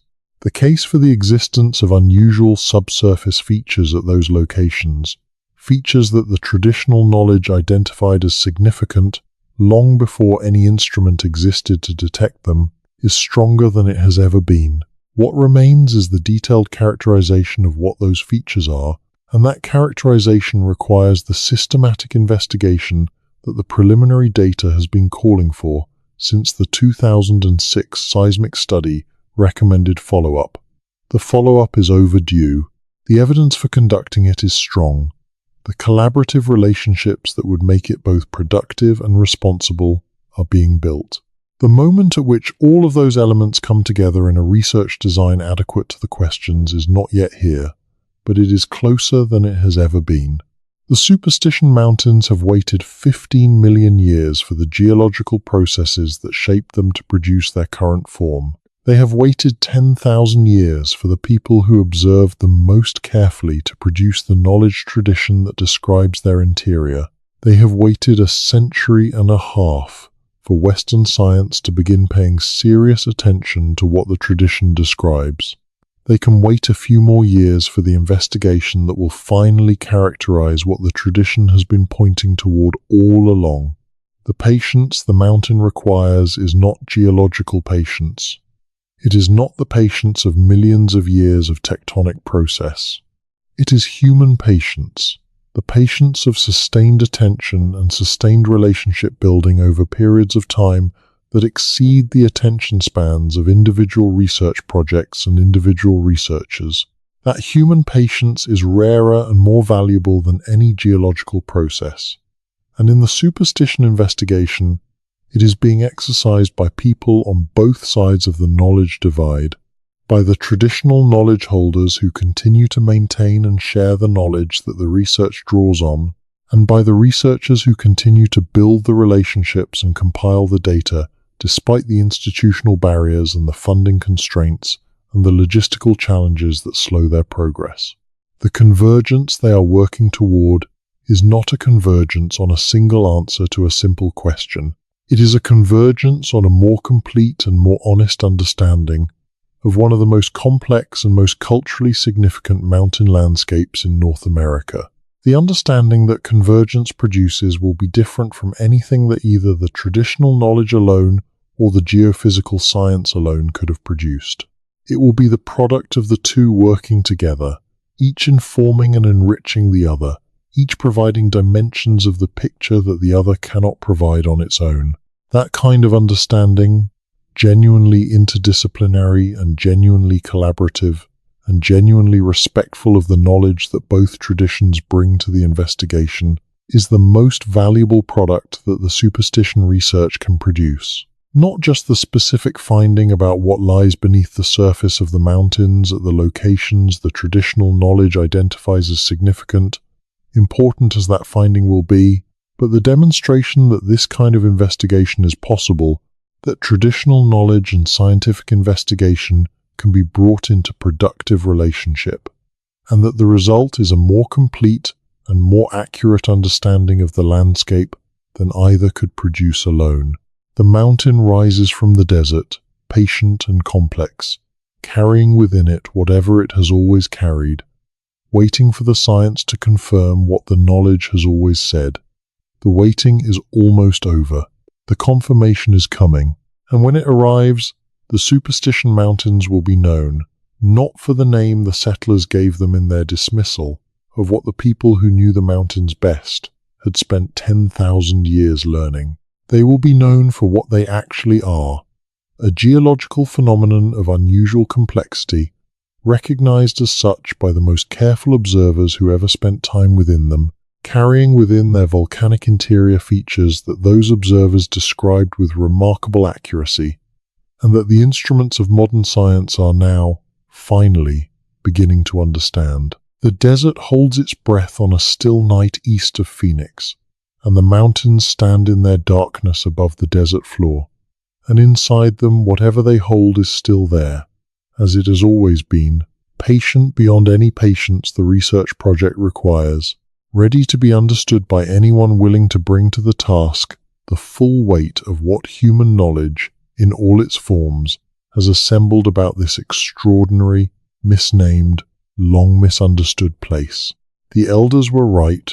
The mountain always knew it. Now the science is learning the same truth. And in that slow convergence, something important about the relationship between knowledge and understanding is being demonstrated that will matter long after the specific finding about the superstitions is absorbed into the larger record of what the American Southwest contains and has always contained, beneath its surface and within its mountains, and in the memories of the people who have never stopped knowing what they always knew about the land they have always called home. The closing questions of the superstition investigation are the ones that the convergent evidence makes most urgent. Questions that the research has been building toward through every phase of data collection and relationship building and methodological development. What specifically lies beneath the surface of the mountains at the locations where the seismic and acoustic and thermal anomalies cluster? How large is the void network that those anomalies suggest? And how is it organized within the volcanic stratigraphy of the range? What is the relationship between that network and the spring systems whose chemistry reflects deep subsurface circulation? And what does the traditional knowledge, taken in full and read carefully as empirical data about the landscape it describes, say about the nature and history of those features that the instrumental data cannot directly address?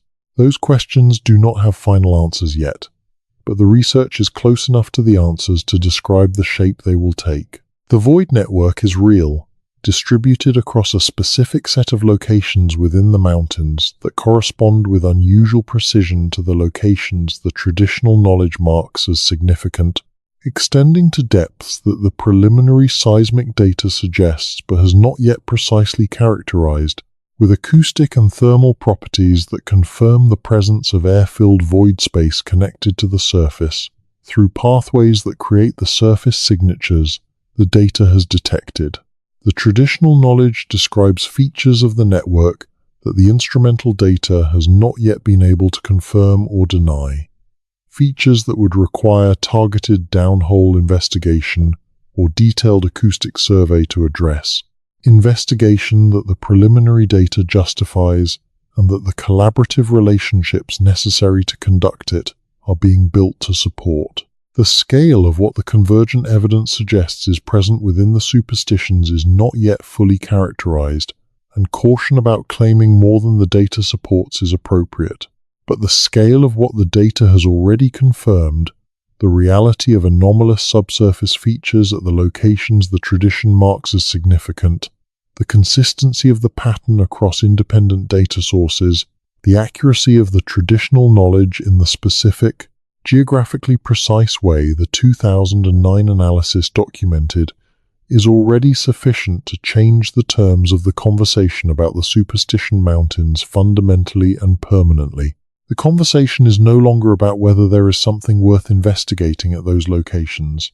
The conversation is about what exactly is there and how it came to be there, and what it means for the understanding of both the geological history of the range and the 10,000-year history of human engagement with it.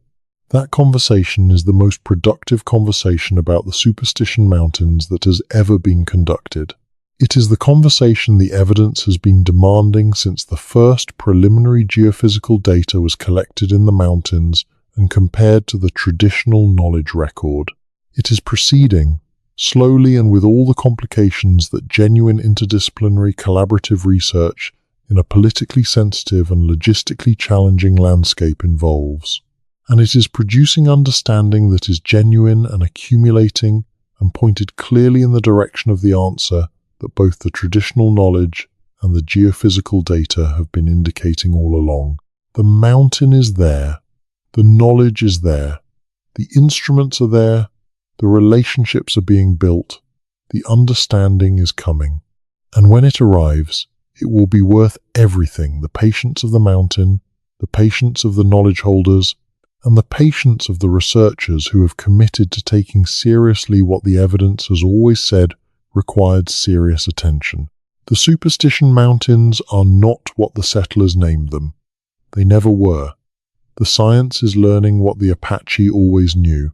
The conversation between the two, across 10,000 years of observation and a century of instrument development, and the collaborative relationships being built right now between communities and researchers who share the goal of honest understanding, is the real story of the Superstition Mountains.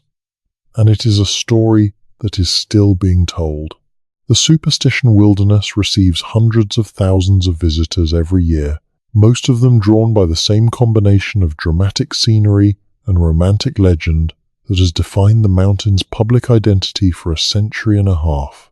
They hike the trails, photograph the saguaro-studded ridgelines, camp in the canyon systems, and carry back to their daily lives whatever the mountains gave them in the hours they spent within them. Most of them know the Lost Dutchman story. Very few know about the 2006 seismic anomalies, the 2014 acoustic survey, the 2009 paper on the correspondence between traditional knowledge locations and geophysical data, the collaborative research program that is slowly assembling a picture of the mountains, quite different from the one the treasure hunting legend provides.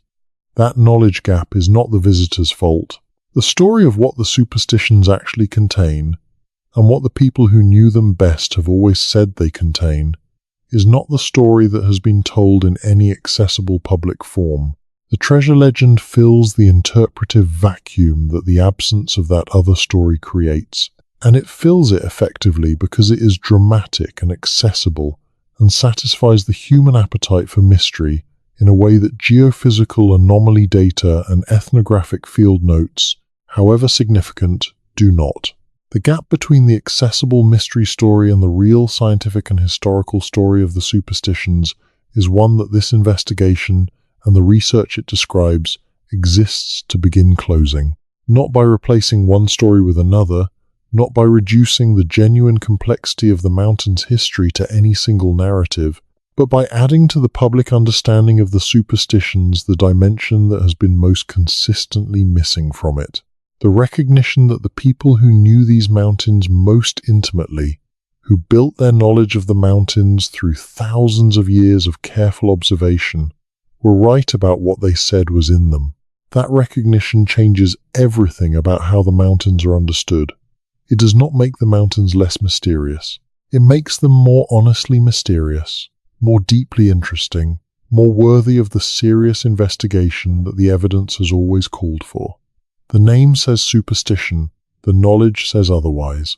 The science is learning to agree with the knowledge, The mountain will be there tomorrow, and for every generation after, with better instruments and deeper relationships and fuller understanding.